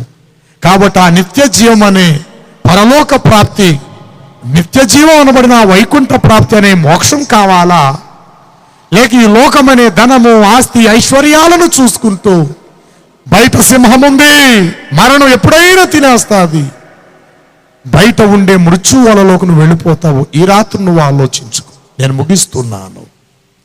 నువ్వు యెహోవా చేత ఆశీర్వదించబడిన వ్యక్తివైతే ఆలస్యం చేయక లోపలికి రమ్ము. ఒకవేళ వచ్చిన వ్యక్తిగా అయితే అయి ఉండొచ్చు, బహుశా నీ ప్రార్థనా జీవితం తక్కువైపోతుందేమో. వస్త్రం తీసుకున్నావు చేతో, కానీ వస్త్రాన్ని ఎక్కడ తాకడ పెట్టేసేవేమో, లేక దాన్ని అమ్మేసేవేమో, లేక దాన్ని వదిలేసుకున్నావేమో. కొండకు చిల్లు పడినట్లు నీళ్లు కారిపోతున్నట్లు నీలో రక్షణ, విశ్వాసం, మారు మనసు అనేవి క్రమంగా తొలగిపోతున్నాయేమో. అందరూ ఒకసారి లేచి నిలబడదాం. ప్రార్థన చేస్తాను. ఒక్క నిమిషం లేచి నిలబడదాం.